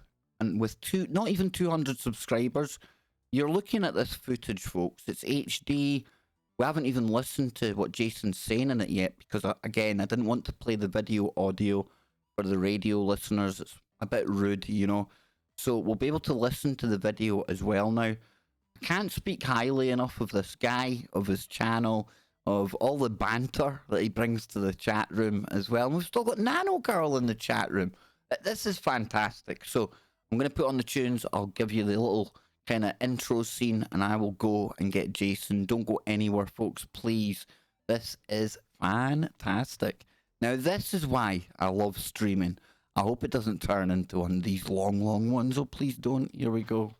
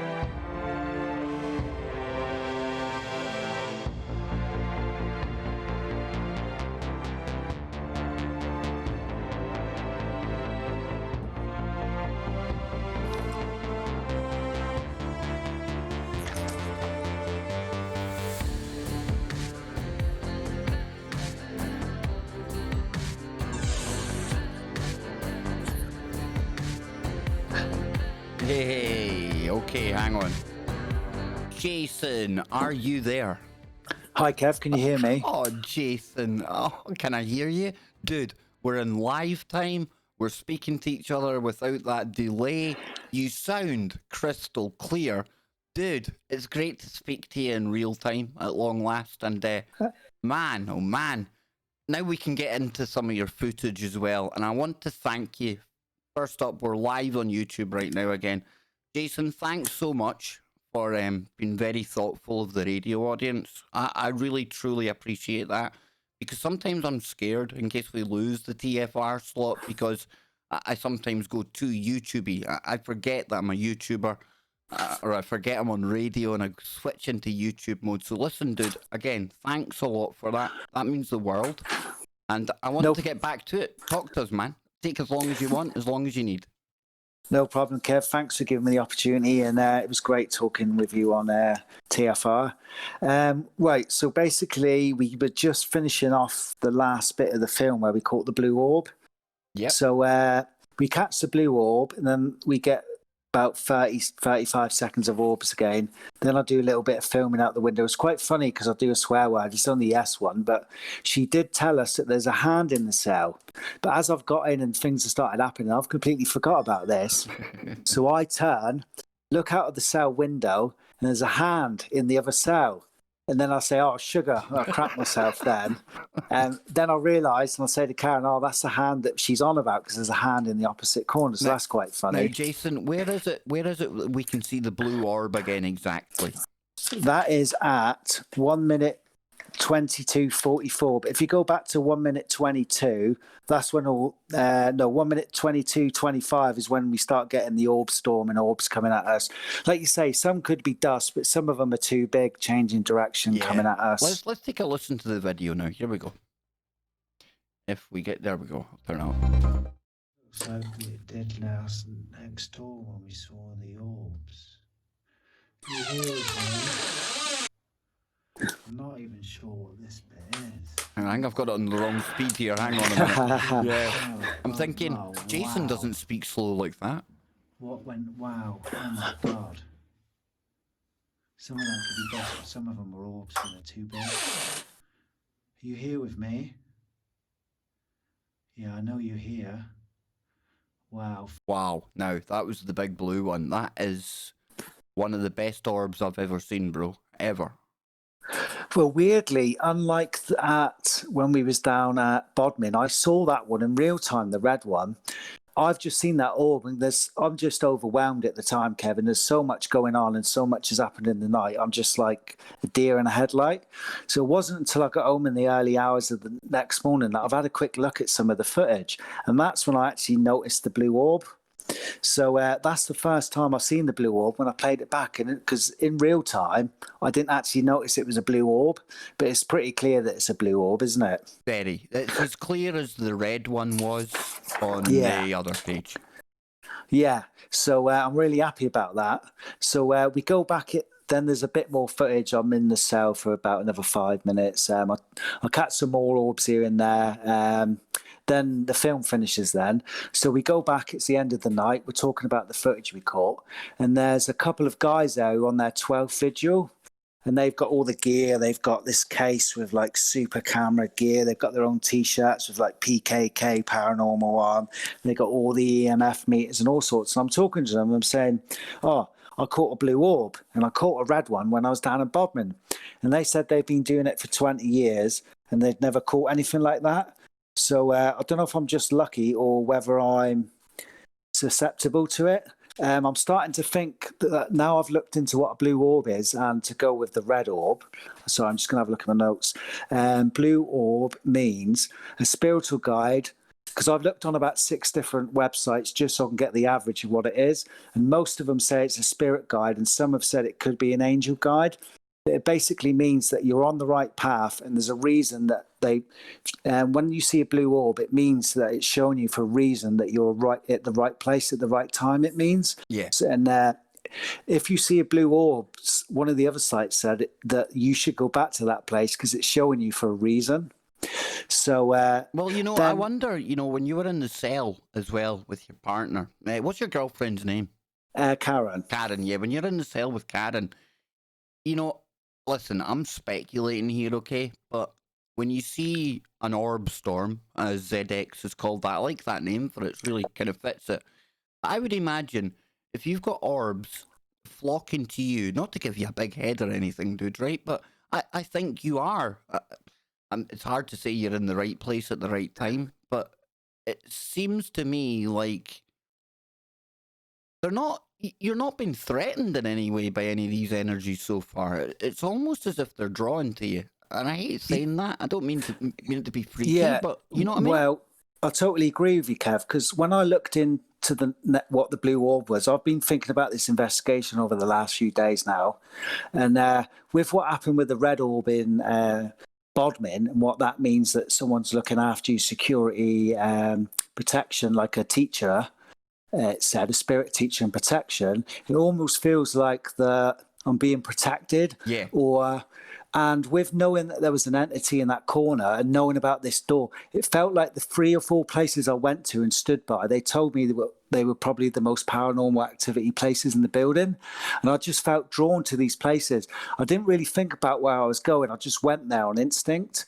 And these are the places I went to all around the prison because it's so big. We're going to have to go back there. We didn't even get to go back to B-Wing because it's just ridiculous. So I've got like another 20, 30 minutes of footage where we're walking around places and like getting lost because it's just so big in there. So I've just gone on my gut feelings here and there, and it seems to be working out. Well, I would maybe suggest that these gut feelings that you're getting, I think you're probably being more prompted and steered by your spirit guide maybe than we know. Maybe it's leading you to the places you need to be.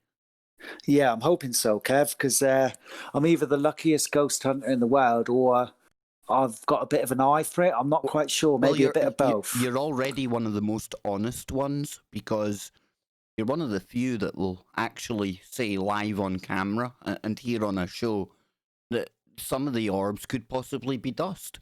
And I've watched so many shows where they automatically jump to the assumption and tell their audience that these are real orbs, these are ghosts and everything else. I'm thinking, well, it's interesting, but I don't think anyone can really make the claim of knowing what they truly are. And at least you're open, you're logical about it, which I love. Really love that, Jason. Thank you. Yeah, I'm trying to be. Some people have actually said I've been overcritical, but I like being like that because I think people might believe when you actually catch like the blue orb that it's more likely to believe me, that I'm not messing about and it's actually true. I don't think anyone here thinks you're messing about. I know that for a fact. I mean, maybe somebody new coming to your channel who doesn't know you. There's always going to be haters that say that. There's always going to be people that roll their eyes at this kind of information, but that's okay. One day maybe they'll have a paranormal experience and they'll come back and they'll treat you with a bit more respect. They'll appreciate this is very real. But I don't want to keep you too long tonight. Tell us, I mean, your overall thoughts of the place, your takeaway from it, and what you're looking forward to doing next. Well, it just blew my mind, Kev. That's all I can say. From minute one when I started filming, as you can see, and then looking at the footage, because I was going to redo my intro, but Karen said, no, you can't, there's orbs all around there. And then going back to that cell and then the Ouija board session, the tabletop in, the door, the orb storm, the blue orb, being in those cells, it was just unbelievable. There was just stuff going on everywhere. So we're planning on going back there next year because it was just, one, so big, and two, it felt like there was just so much stuff going on. So, yeah, I think it was a pretty successful investigation. Very, very. Now, will you be going back there or are you going somewhere else? Yes, we will. Well, I can actually exclusively reveal on your channel where we're going next. Oh, nice. We're getting an exclusive here, Anne. We're getting his new location he's going to. I tell you, you have won over Anne, and Anne is the hardest person in the world to win over. I've been trying for 18 years, Jason, and you got further than I have. If only I knew it was as easy as going and filming a ghost shoot. Do you know what I mean? Yeah. Oh, I'm really happy. Tell her I'm really happy she's enjoying the footage. Well, Genuinely. Unfortunately, everywhere we've looked up in January is booked up. So what I'm going to do is in January, I'm just going to do some graveyards, and I've got a bit of footage still to put on. So in January, I'm going to add some more footage from this prison, and then I'm going to do a few graveyards just to see what's going on. But our next investigation is going to be in February, and it's called Drakelow Tunnels, and they're in Kidderminster. Now, I know Neil Bowie in the chat of yours, a member, he lives quite near. So, So we're going to go there for the weekend because this one is a big one. They lock you in at 9 o'clock at night and let you out at 8 in the morning. Oh, now that sounds good. Now, what were these tunnels used for? Well, they're 3.5 miles long, and in the Second World War, they were a shadow factory. So it was a shadow factory where they built components, war gear and stuff like that. Then after the war, it was used for a fallback centre for the government. So if there was a nuclear war, they could go back there. Apparently it's got like a BBC studio in there, telecom centre. It's 3.5 miles long, so I can only imagine what's in there. I know Most Haunted have been in there because I've had a little look. And Yvette Fielding actually said about this place when she done her investigation, she called it a labyrinth of hell on earth. So that sounds quite interesting. I think I've seen the one where they're in there because I'm pretty sure they all get lost. Yeah, I'm not surprised if it's 3.5 miles long. Yes, they come all and sitting pulling faces at me. She knows exactly where you're going.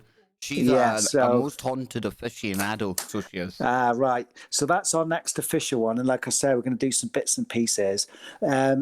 Like I did with that Oakhampton one, with the castle, with the Norman Castle. That's an English heritage site. So I've looked online and it's shut in the winter. So when we got there, we drove up to Exmoor, where it is on Oakhampton. I've had a look. There's no sign saying no trespassing, no signs about don't go in or anything like that. And there's a little fence that's probably up to my waist, just over. So we climbed over that and we've done an investigation in there. So I've got about an hour of footage in there, but it was so dark, as you can imagine, we're on the middle of the moors. And it was so dark, even with my camera, I could only just see in front of my hand. So that's why that video has been edited in mostly black and white, because in colour, you just couldn't hardly see anything. So I converted it to black and white so people could see a lot more. Now, on that investigation, I didn't really think I caught anything. But JoJo's, who's a member of your channel as well, Kev, she's kindly gone through my 2 investigations at Bodmin and Oakhampton. And that's the picture she sent me, that you've got the 10 that I sent you. Oh, something happened. What did you send me, sorry? The pictures that JoJo took of me, that's the 10 pictures I've sent you. Yeah, the pictures that we independently came up with the same idea to number them 1 to 10. That was quite funny. We're geniuses, isn't we? We really are. Yeah. Nobody else would have thought of that, Jason. Come on. So I don't know if you can actually show the viewers bring the pictures up. I can bring the pictures up. Yeah. If you've still got them in order, 5 and 6 are the original pictures of the footage. So that was in Bodmin Gaol, up at the 3rd level where the entity's meant to be, and that's about 6 minutes 40 in, something like that, 6 minutes 20, 40 in. I can't remember off by heart, but there's that flash that goes across the screen. Remember I told you that I think I caught an entity? Yeah. And do you remember how I explained it on the radio that sounded really crazy, that it's got a pointed head that's sticking out and then it turns and looks at me, and I almost describe it like it looks like Patrick from do you know, dude, SpongeBob. It sounds stupid, but that's the closest thing that I can associate it with. You're right, because Scotty Lopez, he has a laugh about Patrick. He compares himself to Patrick, right? And I've done photoshops with Patrick with a funny arm sticking out. And now that you've said that again and I can see the picture, now I can't unsee Patrick. So you sort of know what I mean. And JoJo's taken that footage off the channel. And then if you look at 1 and 2 picture, that's the close-up of it. Yep. So you can get a better idea. There's and then 3 and 4, she's done a black and white for me. Now just make sure I can see them on the screen. Hang on, I'll get them on just so people can see them properly here. Hang on. There you go. I'll put them like that. So that's the first picture that JoJo singled out. And like Jason was explaining, the Patrick effect, okay? If you don't know Patrick out of SpongeBob SquarePants, don't worry about it. If you do, you're never going to be able to unsee Patrick when you see these pictures.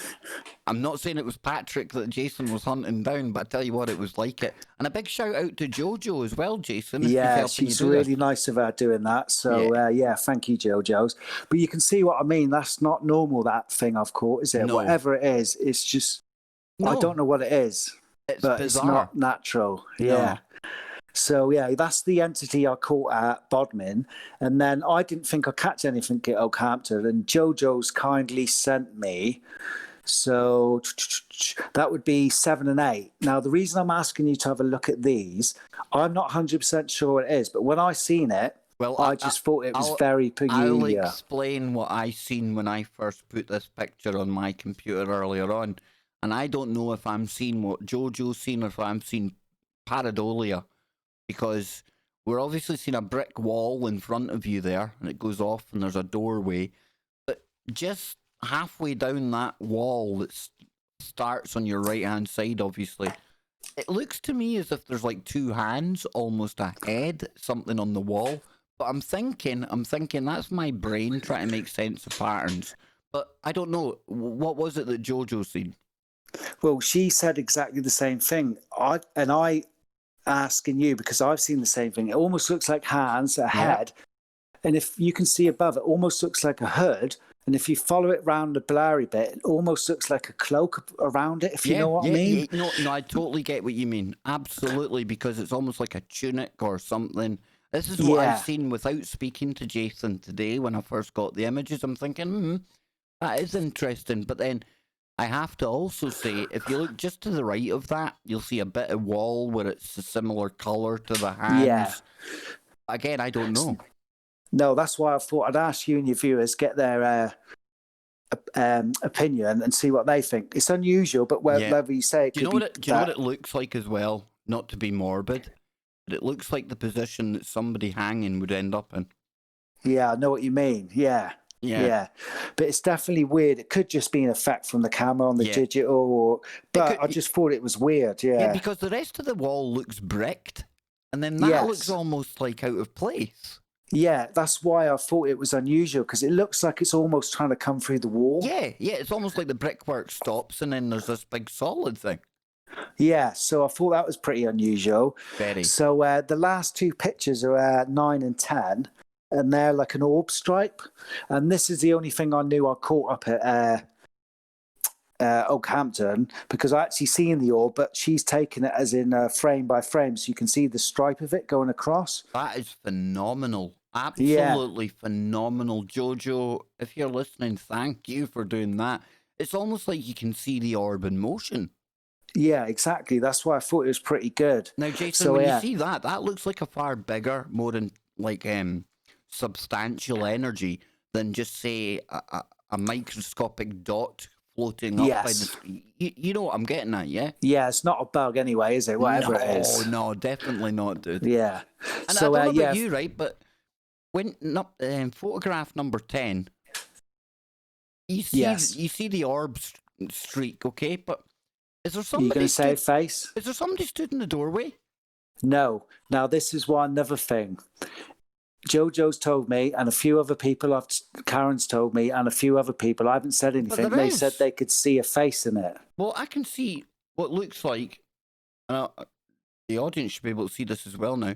When you come to the top of the orb streak, look at this black line, and then that looks like the outline of a face. It looks like... And then it's... Again, this could be pareidolia, okay? Because it looks like the wall comes down on the other side as well. Yeah. So, yeah, okay. Where's the face? Is it this here? The face in here? Yes. Yeah, there's something there. I can see there's something. And what brings me on to my last point before we finish, on the night we were doing the investigation, I don't think we're catching much. And Karen actually says to me, I keep seeing faces in all the walls. So I just I'll just brush it off a little bit, thinking, it could be just seeing things. But with watching this, seeing these pictures and other little bits and pieces, it almost thinks that like maybe there could have been faces in the wall. It could be our eyes trying to adjust to the dark. It could be a lot of things, but a few people have said that they think there were faces in these pictures. So you never know, Kev. I just thought they were very interesting pictures. I think I think you've caught a lot of really interesting material. And I think as much as Jojo's gone through the footage, I bet you if we went through it again, we'd probably find more. Yeah, the more I go through my old footage, Kev, the more I keep seeing in different places, and other people have sent me stuff, and Now, before other I let you people have go, commented. yeah, before I let you go, you mentioned doing an EVP session. These things Yes. fascinate me. How did that go? Did you get anything at all? No, it was really noisy in the prison. Even when I did that part where we're having a vigil down in the morgue, I've put it in the middle of the room for half hour. We can hear all the people. You can hear me in the corner swearing when I say, "Oh my God, something's breathed in my ear," and then I say, "Oh God, something's growled in my ear." So you can hear that, but unfortunately, you can't hear the banging on the chair. And I tried a few EVPs in other places, but it's quite noisy.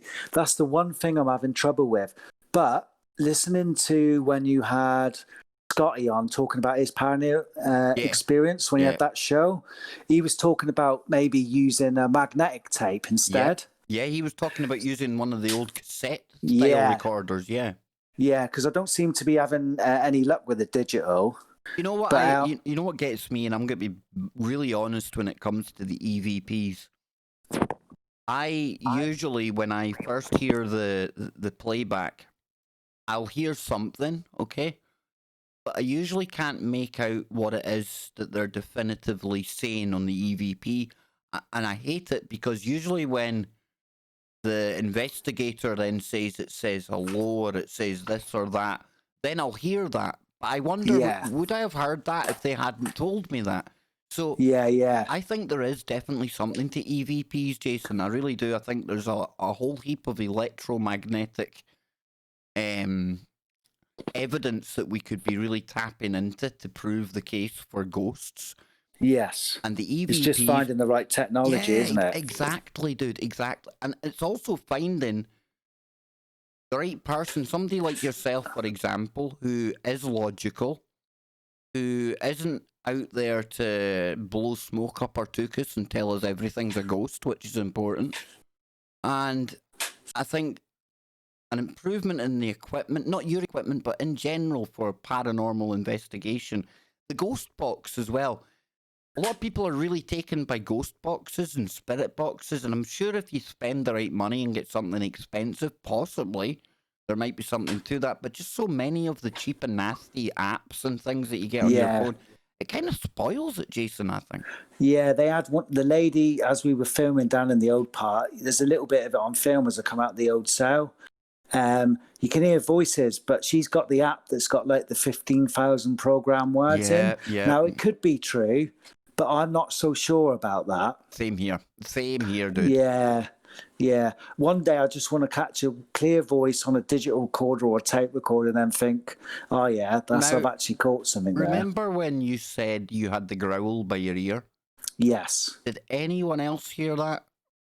No, it was just me. Just you, yeah. But you know, I'm a pretty honest guy, and I wouldn't make up stuff. I was thinking maybe somebody else might have captured it on one of their devices. Because I was the only one in that corner on my own, and they're all a bit further away.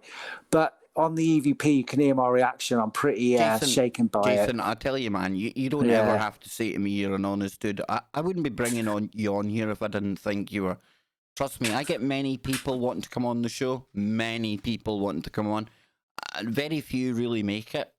The ones that do, because I trust them first and foremost, doesn't mean I'm always right. But I like what you're doing, man. I really do. Thank you, Kev. I really, really appreciate your support and help. And I'm going to keep going, and then hopefully I can find some definitive proof one day. But I'm pretty happy with what the stuff I'm catching. Well, when you come up to Scotland, you need to get up to Scotland at some point, and I don't have a big enough house to put you up, unfortunately, or I would get you up to Scotland right now.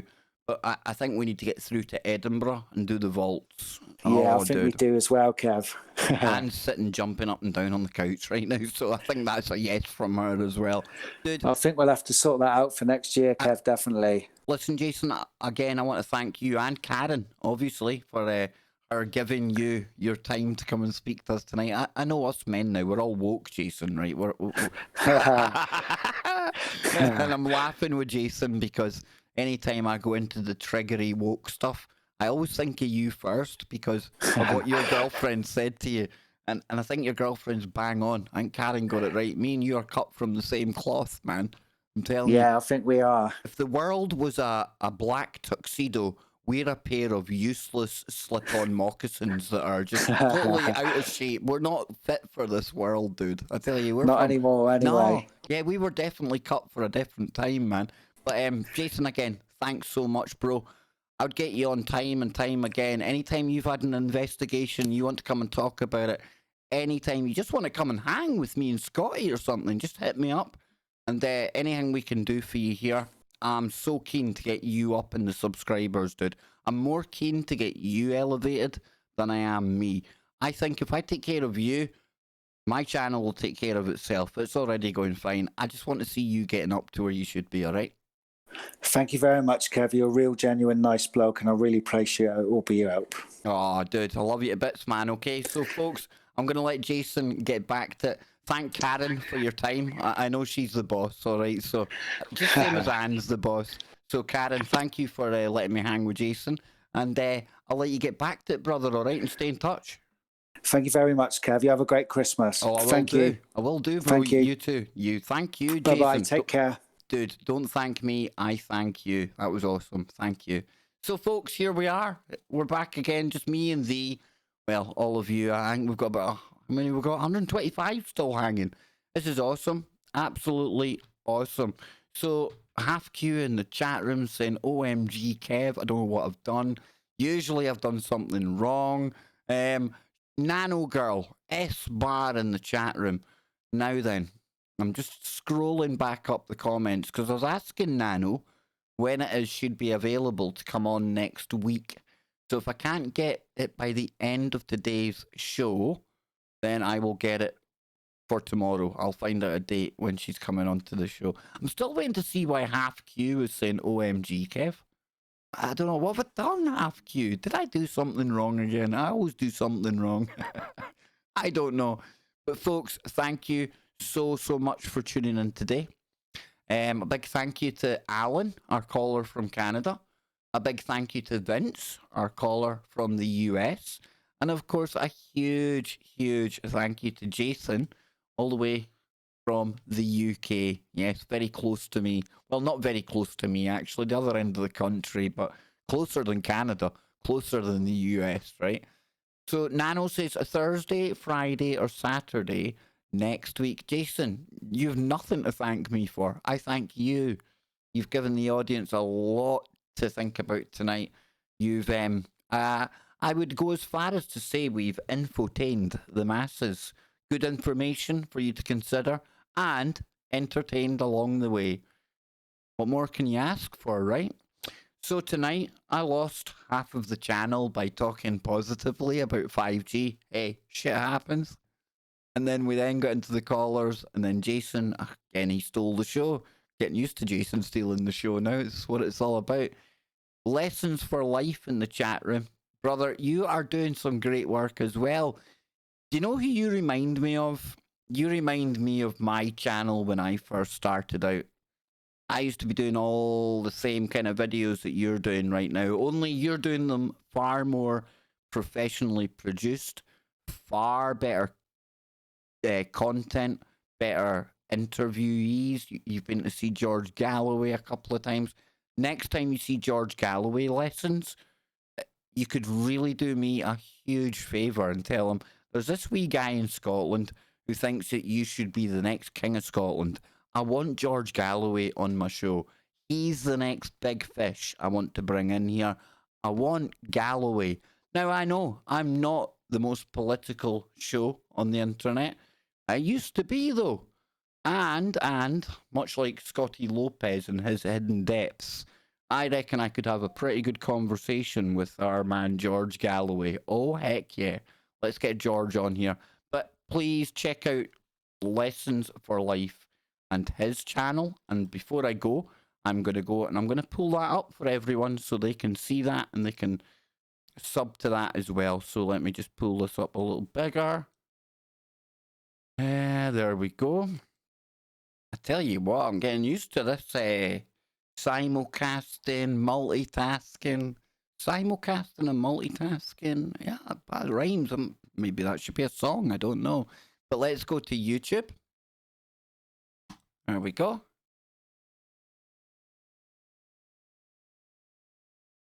There he is. Lessons for Life. There's the channel there. I'm going to drop it in the chat room.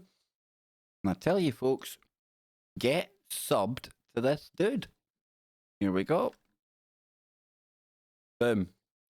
There we go. So, for another day, folks, I am done. I'm out of here. I should be back tomorrow. In fact, you know what? I will be back tomorrow. Hopefully, I will have Scotty Lopez with me. And it'll be the Scotty stream. I'll sit back. I'll ungag the big man. I know you all think I censor him. I know. Me censor people? Would I do that? No, I wouldn't do that. Well, maybe now and again. I don't know. Who knows, okay? Who knows? I don't know where this is going now. It's that time of night. I'm about to go and have a lovely little libation. Yes, I'm going to have a very, very, very unique Jack Daniels. I'm going to play my mum at Scrabble. She's going to take advantage of me drinking Jack Daniels. And I'm going to leave all of you to get back about your business. So, until next time, let me get the tunes on first.